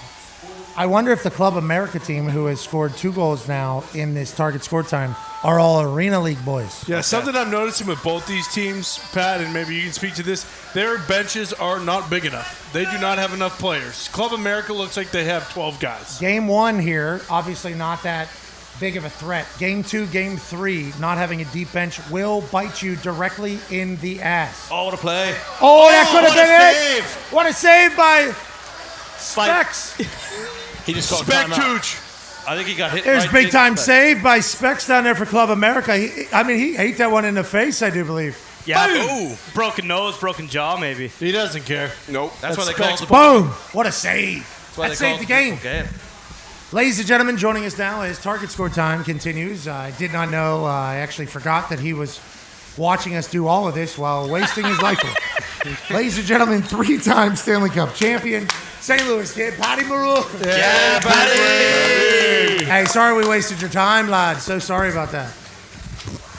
Oh, no. Oh, no, we can't hear you. Not here. You want to talk about wasting time? We did that, bud. Rig. Hello? There you are. How are you? Yeah. Thanks for wasting my time. All right. It's a good soccer tournament down here, Patty Maroon. Maybe we'll have you on the team next year to add a little physicality. Yeah. You'd fit in well with our group, especially because you have that champion pedigree. Let's talk about that. Obviously, tonight, the NHL Stanley Cup Finals puck drops. Connor McDavid needs to win this for his legacy. I hate that we even have that conversation. But Connor McDavid is clearly best player on earth right now, how everybody should talk, and winning a cup is just something that has to happen alongside of that. Or the Florida Panthers looking to become like the 8th dynastic run, saying they went back-to-back. What's the bigger talking point? What matters more? Who's motivated more, you think, Big Rig? I think, with Connor, this will put a stamp on his legacy in itself. I think we all talk about how great Connor McDavid is, and he's probably the best player in the world and probably will go down as the best player we ever see to ever step foot. Obviously I'm not taking away Wayne Gretzky, but obviously Wayne's an elite player, but generational. Right now, Connor McDavid will probably go down as one of the best players to play. And I think this will, if he needs to win a Stanley Cup, yes, I think it will stamp his legacy even, higher. But there's times where, Connor's probably going to have this opportunity multiple times, right? But I think if he wins this, yes, this will stamp his legacy right to where he needs to go. But we're talking about Florida Panthers, though, a team that's getting in the way with that. And they're going to be, trying to be the next team to go back-to-back. They went back to 3 Stanley Cups in a row, and they're trying to win 2 in a row right now. So they're in the way right now. A good team that's pretty healthy right now. And it's going to be a hard task for Connor and the guys. Isn't it crazy to just think about the greatness that's happening? Kachuk said on our show, I think, or maybe somebody else's, I forget. He said we're clearly the 2 best teams in hockey right now. Clearly. He was like, everybody kind of knows that we're the 2 best. Patty, we don't know. Big crowd reaction. Did you miss the goal? Big goal? Like a PK. I don't know. I think there was a big foul, Patty. I think it was a big foul. Here's a replay. Oh, pushing it back. Oh, is that a penalty? Absolute bush league. Looks like a flop. I think he's got a penalty to win this. Wait a minute, Patty Maroon. Red card. No red card. Don't be calling for each other. Patty, don't be doing that. Oh, we got a penalty, Patty Maroon. Wow. All right, do you think he scores or do you think the goalie saves it, Pat Maroon? He scores. Okay, that would win it for Drip FC. Number 10 for Drip FC. Is that Leo Messi? Is that Lou? Yeah. What do? You pick a side, right or left, or what? Where do you go away? I always go as hard as I possibly can, right half of net. Okay. But he's probably going to go precision! Big save! Big save! Club America! stays alive. What a save by Specs down there. That was a very poor Does he guess? PK. Does he go Big time save. Big time save. Gotta guess. Goalie tries to read. Okay. Because you can kind of read somebody's approach. You can kind of do that. The goalie, obviously, I think he was a reacting goalie. Some people react, some people guess. So I think Shooter was hoping for a guesser. He was a reactor. Got his ass. You get it? It wasn't the best shot. What's that? It wasn't the best shot. Yeah, Sure you want Shooter that. right there. He was hoping to guess the other way, I think. I think he was hoping to Patty's a goalie. big soccer guy. Go top in. Yeah, you watch soccer all the time? Who's your team? No, I don't. Okay. Pretty much the same as hockey. All right, well, your prediction game is 0 for 1 here. You said he'd score. The goalie said, When you talk about Connor McDavid, you just said something there. He's probably the best player ever. Is it like, do all hockey people talk about that? Like just how absurd he is on the ice? Because I think for the NHL, great news that he's on prime time in the Stanley Cup final to watch. Looks like he's going a different speed. Is that what it is, or what is it about him? Yeah, I mean, I think it's hockey IQ. He thinks the game faster than a lot of people think the game. He's one step faster than, the normal average NHL player. And there's a lot of guys like that, the Kucherovs, the McKinnons, the Crosbys. There's a list of guys that go down, Draisaitl, that just have that hockey IQ, that think one step faster than a normal NHL hockey player. But his quickness and the way he can turn on a dime, the way he can do things, his edge work, he's so dynamic. Look how dynamic that is. And I think his first 3 steps, it kind of fools a lot of defenders. He puts pucks in a lot of different areas in their feet and their triangle, their stick, where it makes it very difficult to defend. So, he's one of the best and generational. I can't wait to watch him tonight. And also, Club America has tied it up in target score time. Instant classic this game. It was 4-1 going into target score time. Now we are at 4-4. It's the first one to 5. Remember, the way these games end down here, Patty Maroon, is it's always a walk-off. Whatever the leading team has, you add 1 goal. That is now the target score. Whoever gets there first wins. Club America was down 3. Now they're tied. All they need is 1 goal. It's 3-on-3 in Cary, North Carolina. They have a field player with a penny on. He's acting as the goalie. Let's go ahead and get an extra couple feet on the ball. Soccer Dave is in for his team when it's 3-on-3. He must be a great player. Back to the goalie. They will try to pick apart. There's a new rule that you can't hold it for 8 seconds anymore. Oh, that's a great rule. People used to sit with the ball for 8 seconds. Yeah. It was very boring, just waiting for the other team to attack. It was kind of a standstill. Soccer Dave went for the win. Dave! Specs with another massive save. Patty Maroon, it's getting intense. Is this a new league? What's going on here? Is this a new league? What's going on? It's a once-a-year tournament called TST. It's called the Soccer Tournament. You remember TBT, the basketball one? Yeah, the basketball, yeah. They do it for soccer. It's called TST. Okay. And it's like 3 times bigger than the basketball one, with fans, teams, everything. $1 million on the line.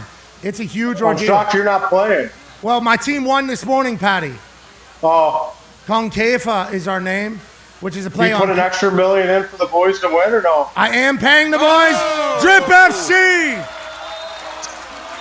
scores in target score time after an epic clash with Club America. Oh, they're coming over. Drip FC, the boys.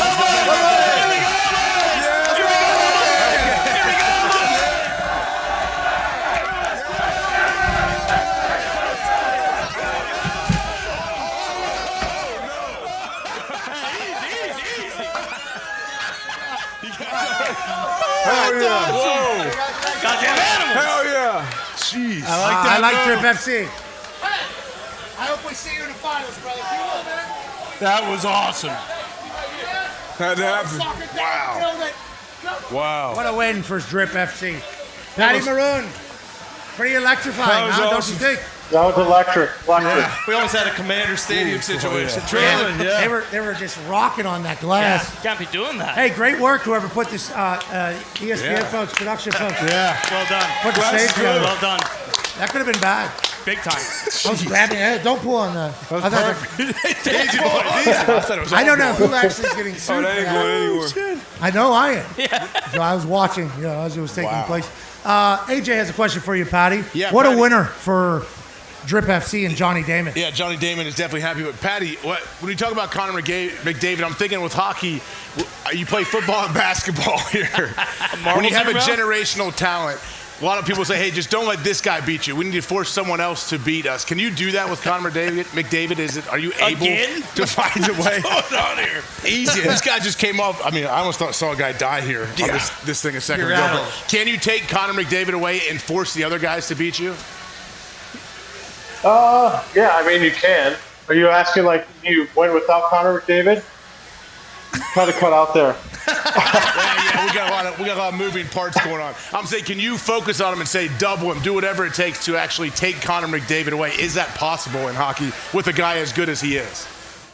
I mean, it's possible, yeah. You can have a guy that can shut him down, and, you know, it's not like basketball. It's like one-on-one, or football. There's a lot of one-on-one matches where you can shut him down. But, yeah, they'll have their matchups where it's probably Barkov's line against Connor McDavid's line, and you kind of just shadow him in the neutral zone. You'll probably have someone shadow him, but it's going to be hard to contain him as much as possible. It's not like basketball or football where you have your one-on-one matches and you can contain him a little bit better that way. But I think you have your matchups with your D pairing, the top 2D that are going against him, and then the top 3 forwards that are going to match up against him too. So they just try to do a good job of limiting time and space, being hard on him, physicality on him. You know, try not to, you know, get that, you know, space where he can create his offense on his own. So I think it's all time and space limited.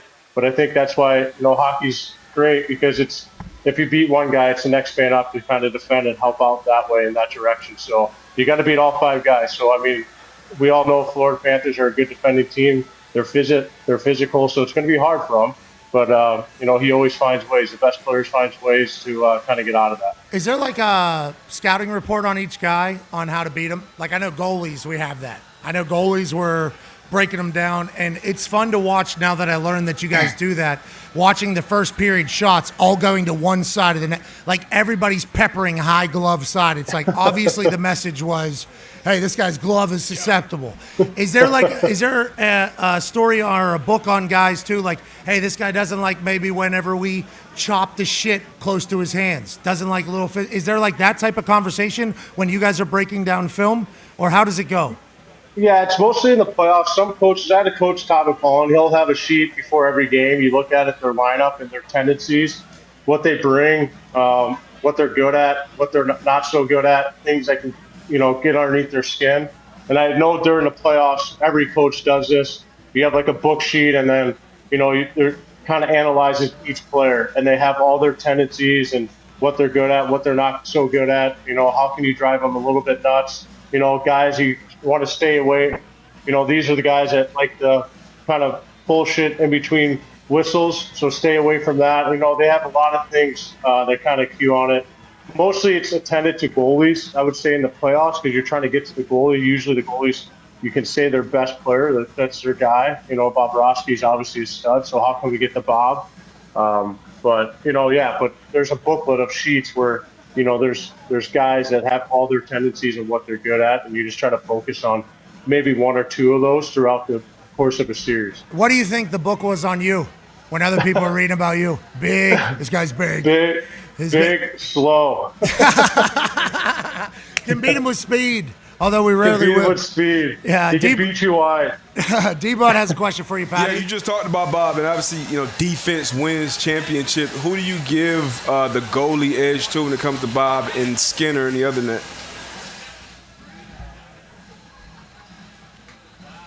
To me, I think Bob has the edge. I think he's the guy that's obviously been there the last 2 years. He's won one. You know, I'm still waiting for Skinner to make those. You know, he's been playing great ever since Picard got hurt. He kind of stepped in and kind of had those ropes where he had to step up and play his game. And they rely on Skinner a lot. But the upper hand right now, I'm giving it to Bob until Skinner, you know, shows me, you know, maybe games 1 and 2, he's here to perform. And I think he went through that transition last year of, you know, letting in some kind of soft goals. And when you win a Stanley Cup, you need defense, you need your goaltender. You know, you rely on them so much. So I'm going to give it to Bob right now, but we'll talk after game 1. We'll see how it goes. Connor has a question for you, Patty. Yeah, Patty, you got brought up in the first hour. What's the deal with the new CBA? Because we know for the Lightning teams you played for some of these Panthers teams, for the Golden Knights, kind of cheated. I'm not going to go that far. But the whole entire, this guy's hurt, this guy's hurt, this guy's hurt. Let's stay under the cap. Boom, playoffs. Let's bring back Kucherov. Let's bring back Stone. Let's bring back some of the greatest players in the league. Even though, they're technically over the cap, what is this situation and how much will this actually change the NHL playoffs? Because it does feel as though this kind of, sneaking of the rule, kind of taking advantage of the rule, has dramatically helped some of these teams go and get the cup. Yeah, I mean, listen, the CBA is going to talk about it. They're going to touch on it. The GMs are going to touch on it. The owners are. But listen, guys are hurt. If you have cap space, I think you should utilize it. In my opinion, I think you're not really cheating the system because your guys are really hurt. Like, I know everyone's talking about the Kucherov effect, and, he was hurt, the whole season, and all of a sudden he comes back for game one of the playoffs. Well, he was hurt. And we can talk about Kachuk right now. He was hurt. He got hurt in Four Nations, and then, they have space for Seth Jones and Brad Marchand and Sturm. And so, I mean, listen, I think they're probably going to touch on it. Probably people are pretty aggravated by it, the owners or the teams that don't make it that far, that don't have enough cap space or don't have injuries that run into that situation. But it's certainly something to talk about. But, hey, listen, if a guy's hurt, if you can make your team better by adding more pieces underneath the cap, and I know you're going to be over the cap once the playoff hits, but they only say, hey, you got to hit the cap before the end of the season. So if you can do that and add pieces to the puzzle, I'm all for it. I don't think you can get rid of it.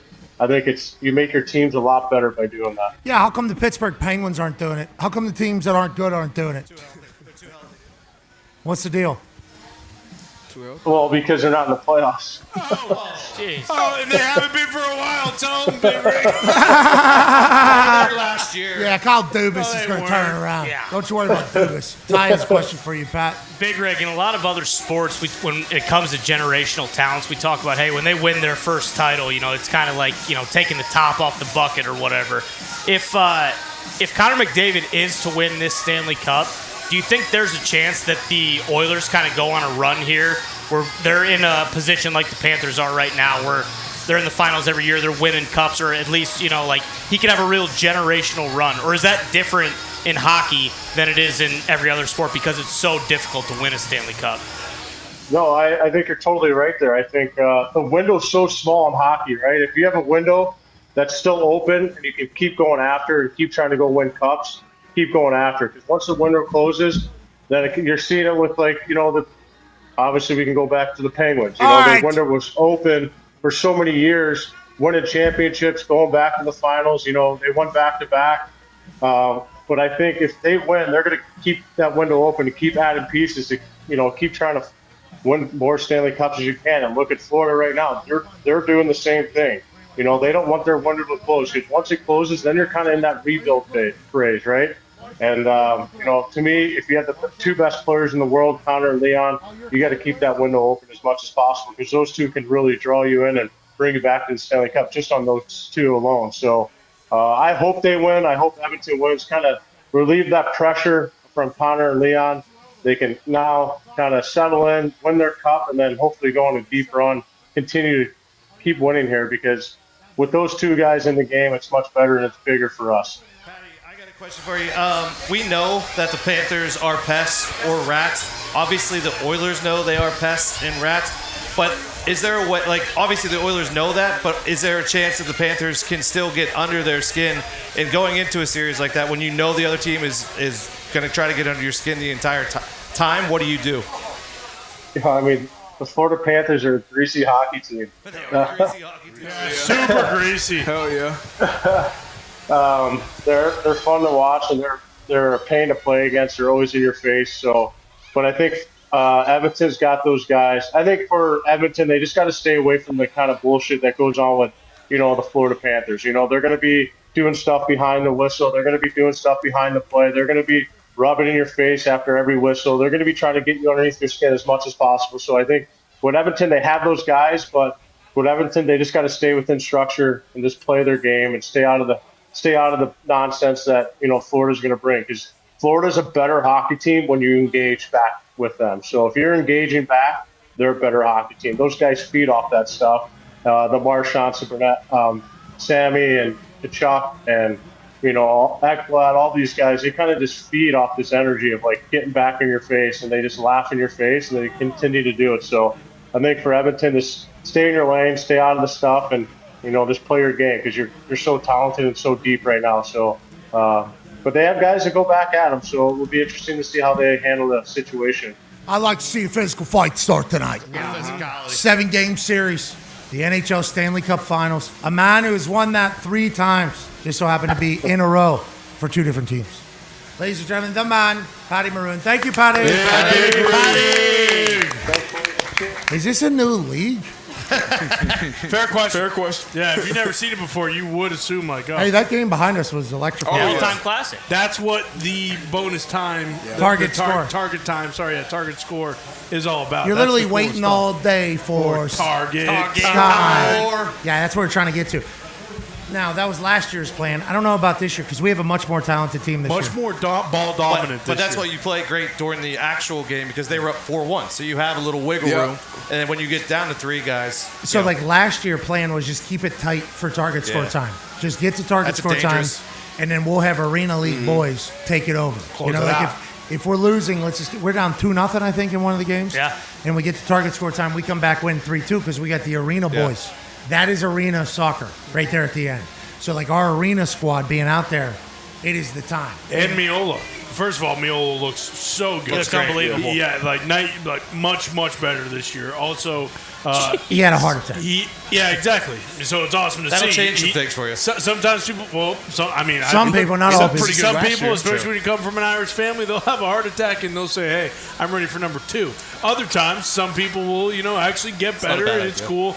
Miola has he drawn up plays? Because he told us last night, that he has kind of been in his back. Was going to name a play after Gumpy. Has he done that yet? I haven't heard the Gumpy play call yet, but he is on the dry erase. Okay. Nice. We're drawing a lot of this. I actually have a video of the pregame speech from Tony Miola back in the village, back in the Saw you post Gumps. CONCAFA Village. Gump gave a speech this morning after breakfast. The last speech before we left from the hotel was on Gump. Wow.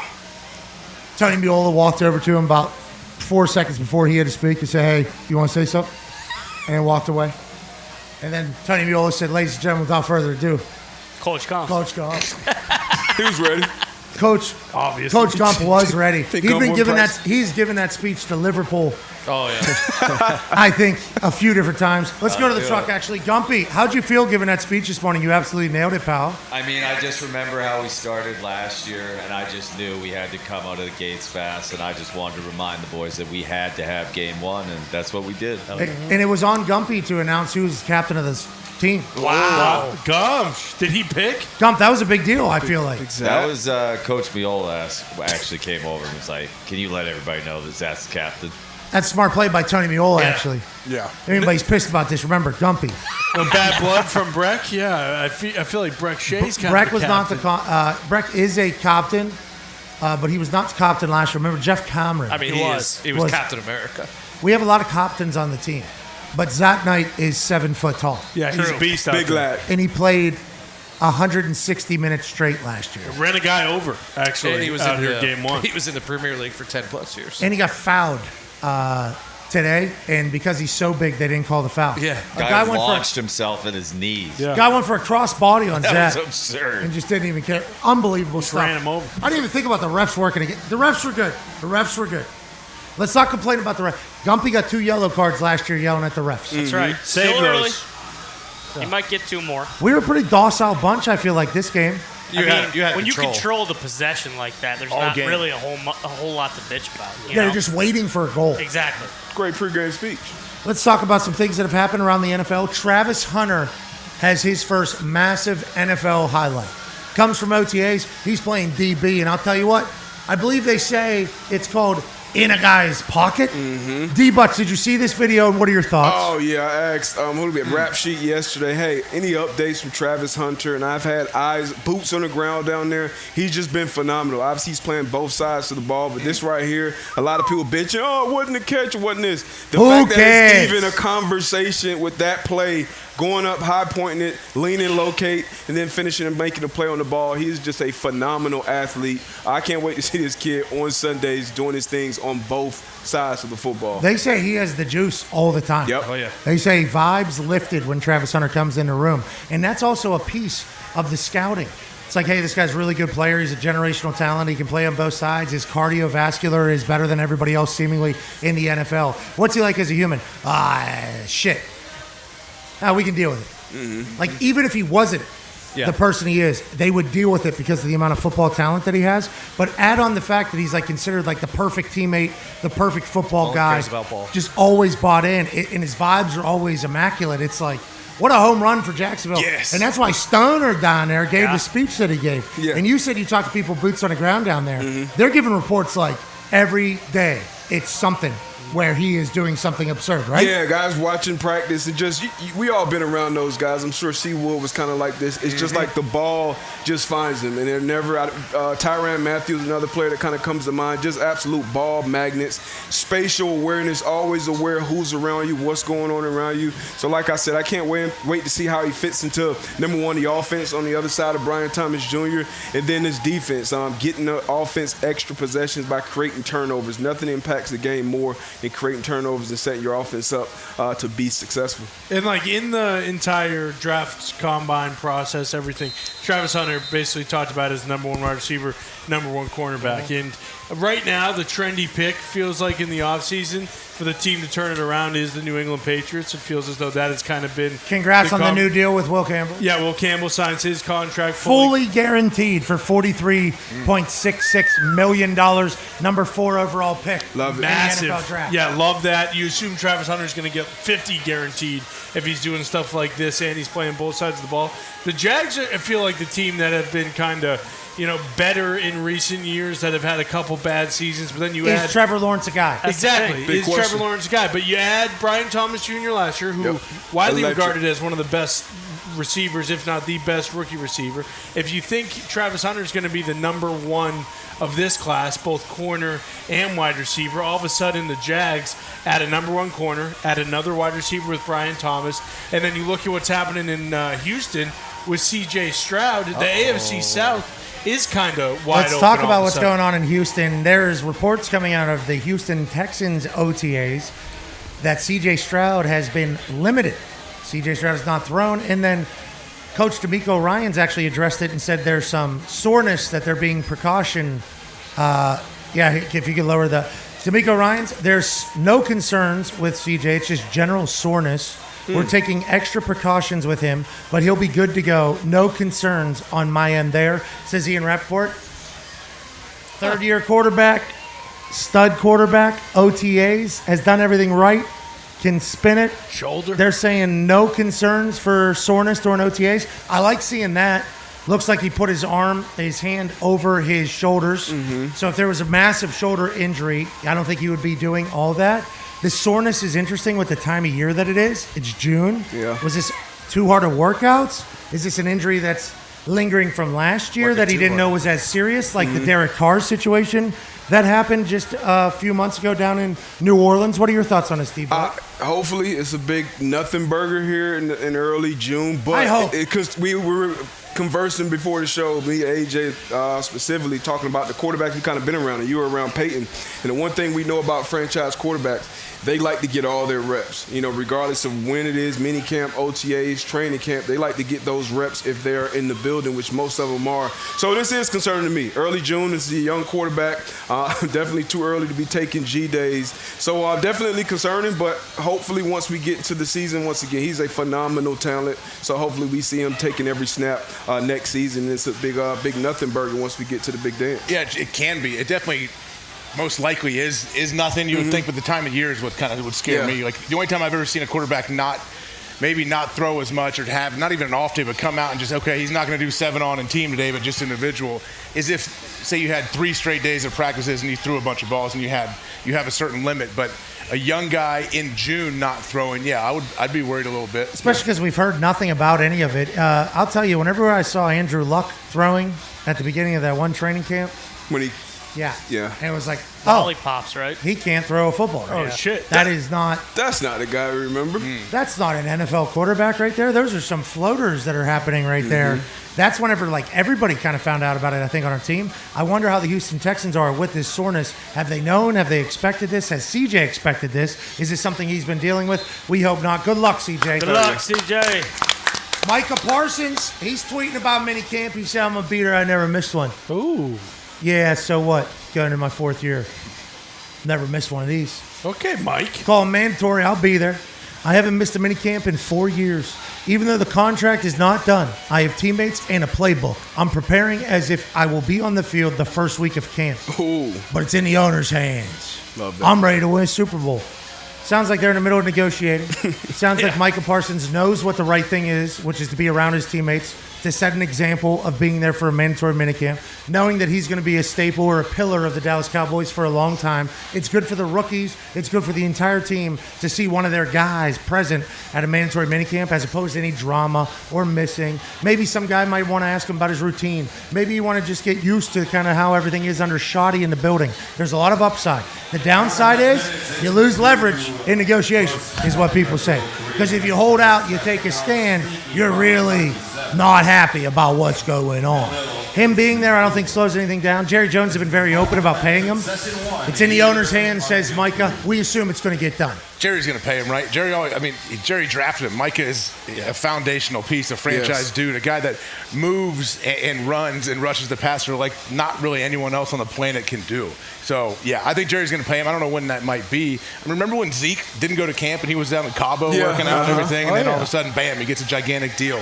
I don't know if Micah's going to have to do that, but Jerry will get him paid. Even the CD Lamb situation last year. And Dak, too. Dak, So for whatever reason, this is how Jerry does his business. But to your point, he ends up paying these guys. And they do a great job, obviously, in the draft. Finding these guys in the pre-draft process, paying them at the point. So he will be a guy. Myles Garrett, obviously, he set that gap and kind of, I think, between him and, Danielle Hunter and Crosby. So I think Parsons will be very close to Myles Garrett when he actually does get paid, because he is a guy who is a pillar, who you build your defenses around, top 3 pass rusher since pretty much the day he stepped into the NFL. Yeah, it's going to get done. I mean, Jerry has in the recent past, he's waited until almost like right before the season to pay these guys.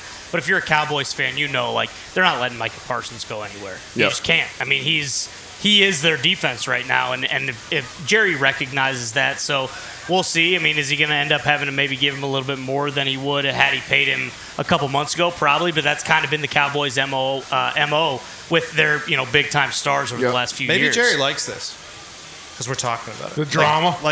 No. And Micah's going to talk about it. Maybe he just waits all this time because he likes hearing people talk about the Cowboys. Well, with that being said, you bringing up that Jerry drafted him.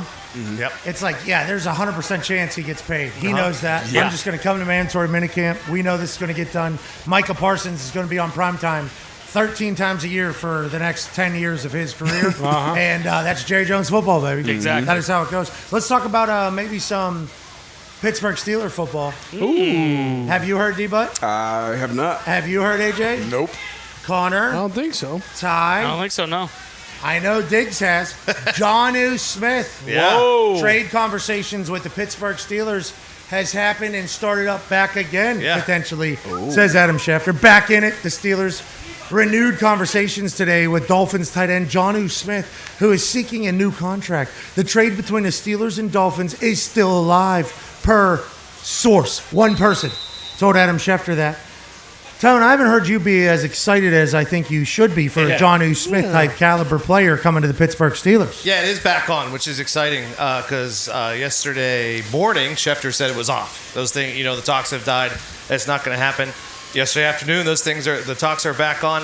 I think I'd be more excited if I thought it was real at all. There's a lot of thoughts in Pittsburgh through the Pittsburgh media now that this is just Drew Rosenhaus trying to kick up some interest so that the Dolphins will pay Jonnu Smith because he deserves it. He's an incredible player. Would I love Jonnu Smith to be a Steeler? Yes. Do I think it's going to happen? No. They just paid Pat Freiermuth. Darnell Washington came into camp 15 pounds down. They said he looks amazing. Now, yesterday, their third tight end, Donald Parham, did tear his Achilles. So that news, Schefter's news, kind of aligned with that. So there may have been some legitimacy there. But no, it just doesn't make sense for either team.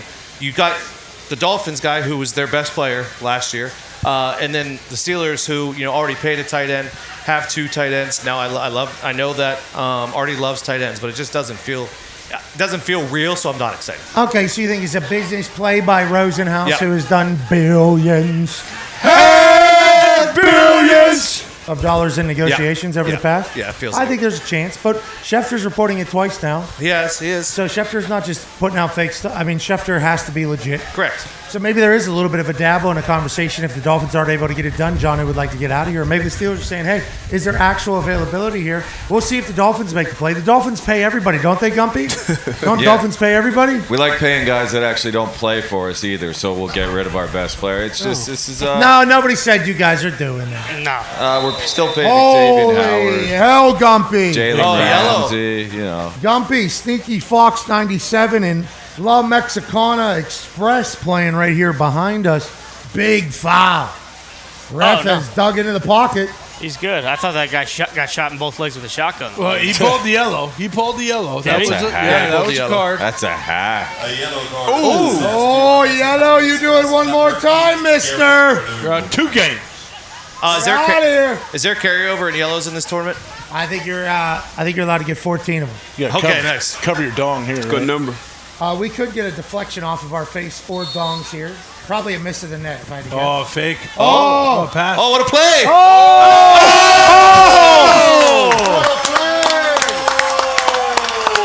That was nice. Hey, they drew that up. Yeah. That's Sneaky Fox 97. Obviously, they drew up a set piece there. Run over the ball, little distraction. Pass it down to the goal line. Pass it across. Everybody whiffs. Clean up. Goal. Beautiful. Cheeky touch. That is beautiful. That's Andy Reid with the play call. Yeah, that's beautiful. Is Ponch on the sideline for them?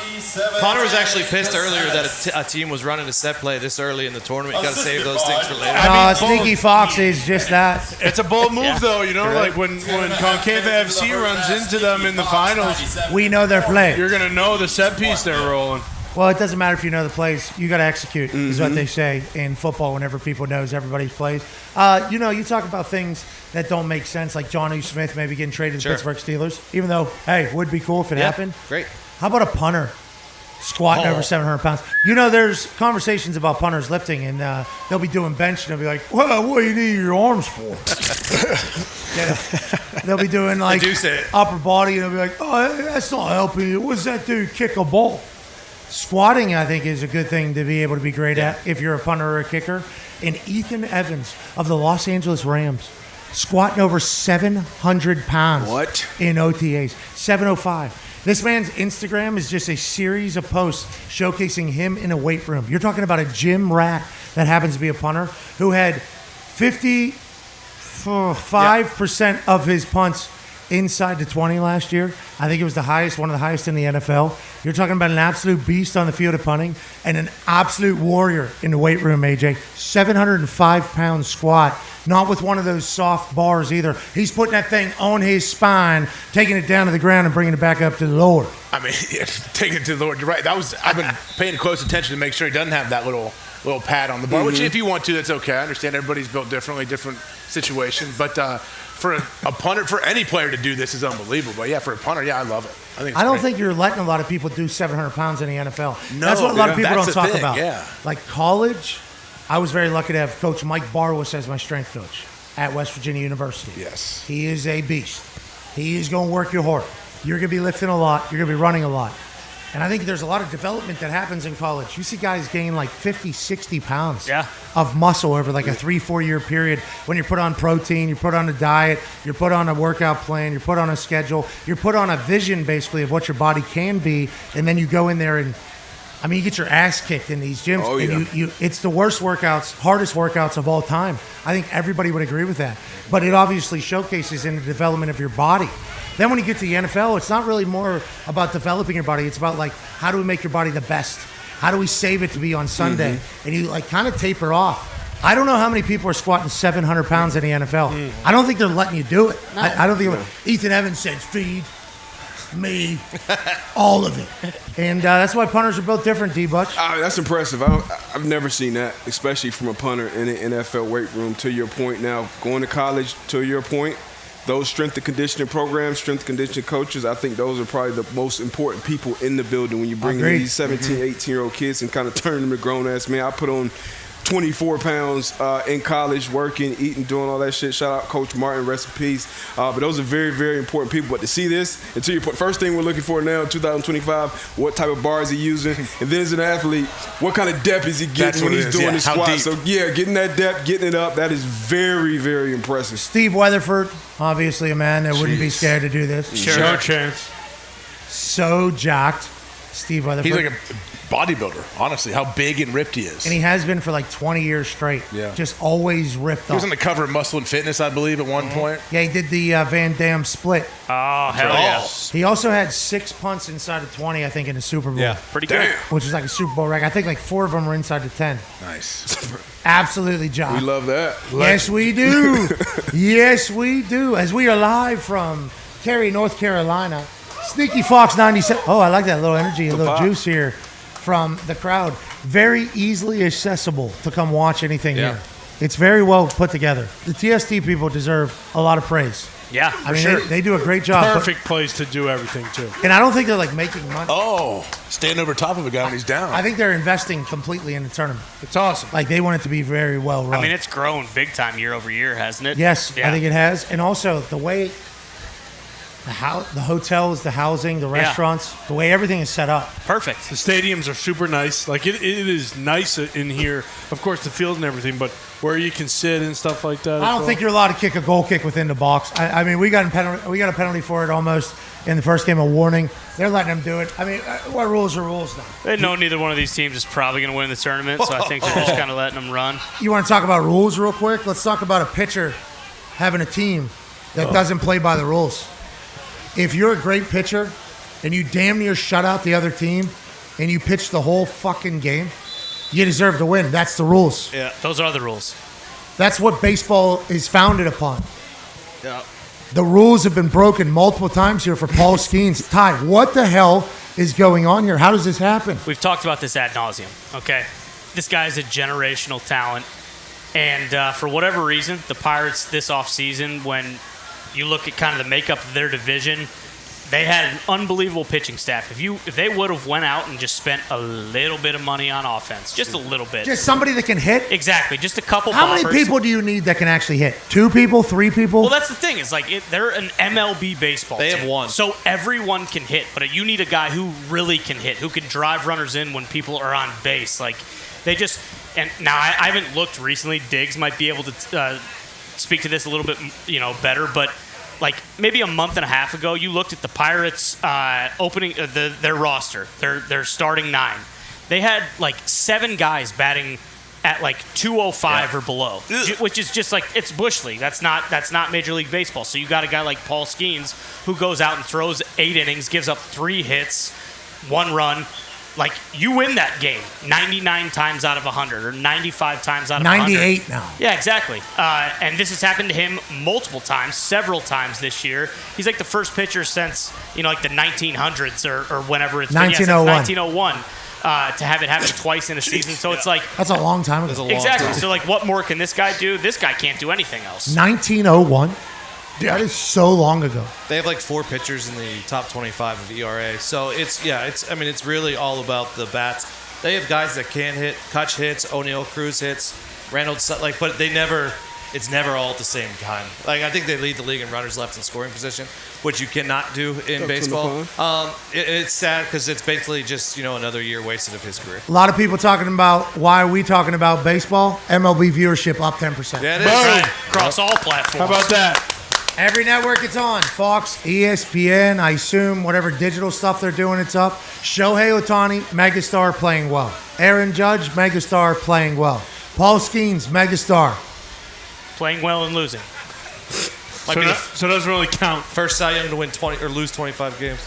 Good for baseball, though. Yeah, legit. I think it's a great sport. Whenever your stars play well, and whenever you deliver a product that is watchable, you can have success. If your stars don't play well, nobody cares. Like a lot of people say, well, like, why do you only talk about this guy or this guy? It's this guy. It's like, well, that's the only people that really matter. And if they're playing well, everybody will watch the whole damn league. Baseball's that way. We'll continue here from Cary. We'll be back tomorrow. Be a friend, tell a friend something nice that might change their life. We continue. All right, good little salute there as we're now we're just on digital, YouTube, ESPN Plus, Disney Plus, TikTok Live, probably, unless they banned us, which seemingly happens every other day. We get kicked off of there. But the baseball stars playing well is a big deal. That's the most important part of the entire thing. Because if you had nobodies playing great, it's great. And those nobodies become stars, I agree. But the people that are your current superstars, if they are playing well, people will be more interested. And Aaron Judge and Shohei are holding it the fuck down for baseball. Yeah, absolutely. And you have teams in massive markets. You know, obviously we had Yankees, Dodgers in the World Series last year. They're two of the best teams in baseball this year. You have a team like the Cubs who it has a rabid fan base, not just in the Midwest, but everywhere. Like, they're unbelievable. But yeah, it comes down to that. You have two generational talents in Aaron Judge and Shohei Ohtani, and they're both having, you know, career years up to this point. And then even, you know, a guy like Jack Caglione, who we talked with Jet Passon about, like that kind of next star that's coming up, who can take a team like the Royals, who is in a small market, who is good, but, you know, like they're really not getting the national spotlight. When you get a guy like that and you put him in the same conversation as a guy like a Judge or an Ohtani, like, it's great for baseball. So they're in a good spot. Judge, Ohtani, or Bo Jackson. This Jack Caglione. Yep. Jackie Caglione. See. From Florida. He's first Royals player since Bo Jackson to debut in the same year you get drafted. I mean, you talk about being in the same conversation as Aaron Judge, Shohei. You're in a conversation with Bo Jackson as well. That's good for baseball. Hopefully he lives up to the hype. Once again, star has to play well. I assume he will. Yeah, absolutely. And this is super rare. It is in baseball. You know, you see it with pitchers a little bit more because those guys can kind of dictate the game. And like a guy like Skenes, if you're throwing 100+ miles an hour, like, you're probably ready to go to the majors and pitch against major league hitting, and then you'll kind of just figure it out over the course of a season or you know, something like that. They talk about hitting, how it's like the jump from being a great college hitter to even going to the minor leagues, where you have all these guys who, whether they're hurt and they're down, you know, for a AA team or a AAA team, like, the jump in competition is just so extreme. And you look at his numbers, what he's done in AA and AAA, he's dominated every jump up that he's been at. So yeah, we'll see if he can do it with the big league club. And I think most people assume that he's gonna, you know, he's not gonna get sent back down right away. He's gonna be here to stay, which is huge. Just had some hot beer over here. Nothing better. Nothing better. That was tough. Yeah, it's tough. A couple things better. Finish mine, it was piping hot. Oh, my God. Yeah. I was vomiting in the middle of you talking about Jack Caglione. Yeah. I think he's going to do great things for baseball. I think baseball is going to continue to do great things. I think my favorite thing that we have not talked about yet is the fact that Saquon Barkley was strapped up to wires. Are we doing a moment of silence? Yes. Oh, what happened?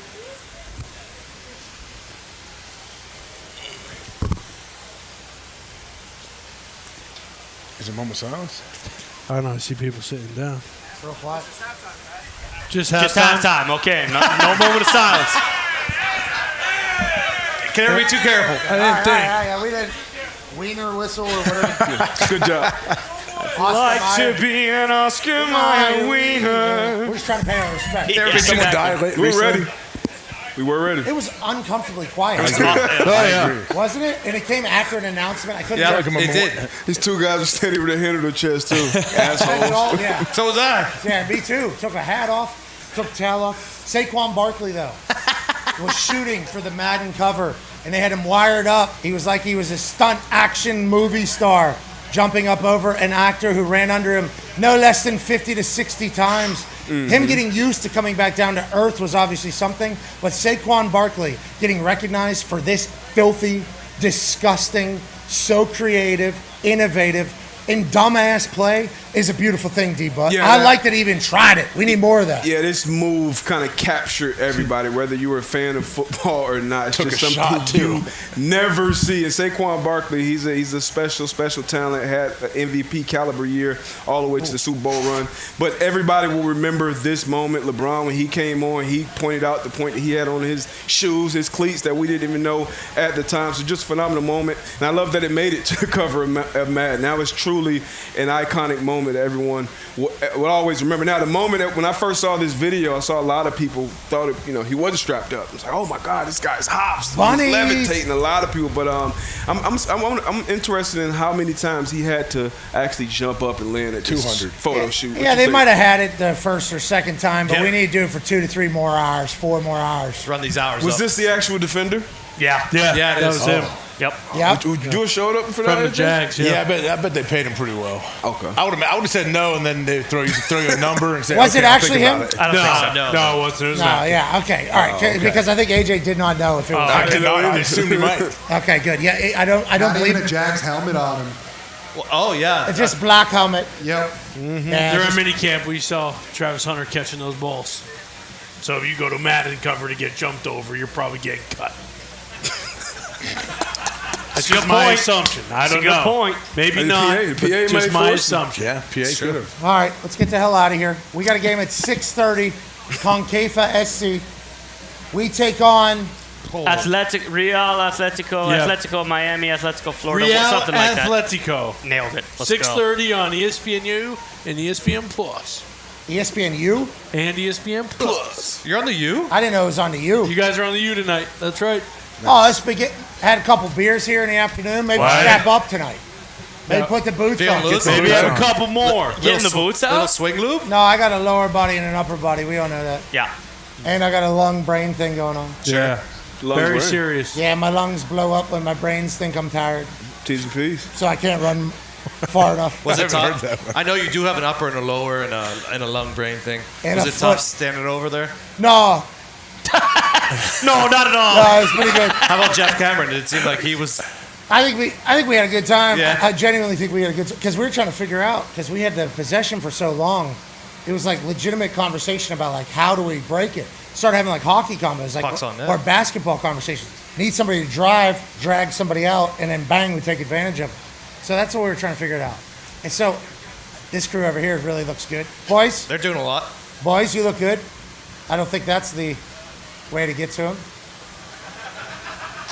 Where they at? Foxy, they were on the camera. Not down there. They're talking about behind. Yeah, he's talking about behind. They're on the camera.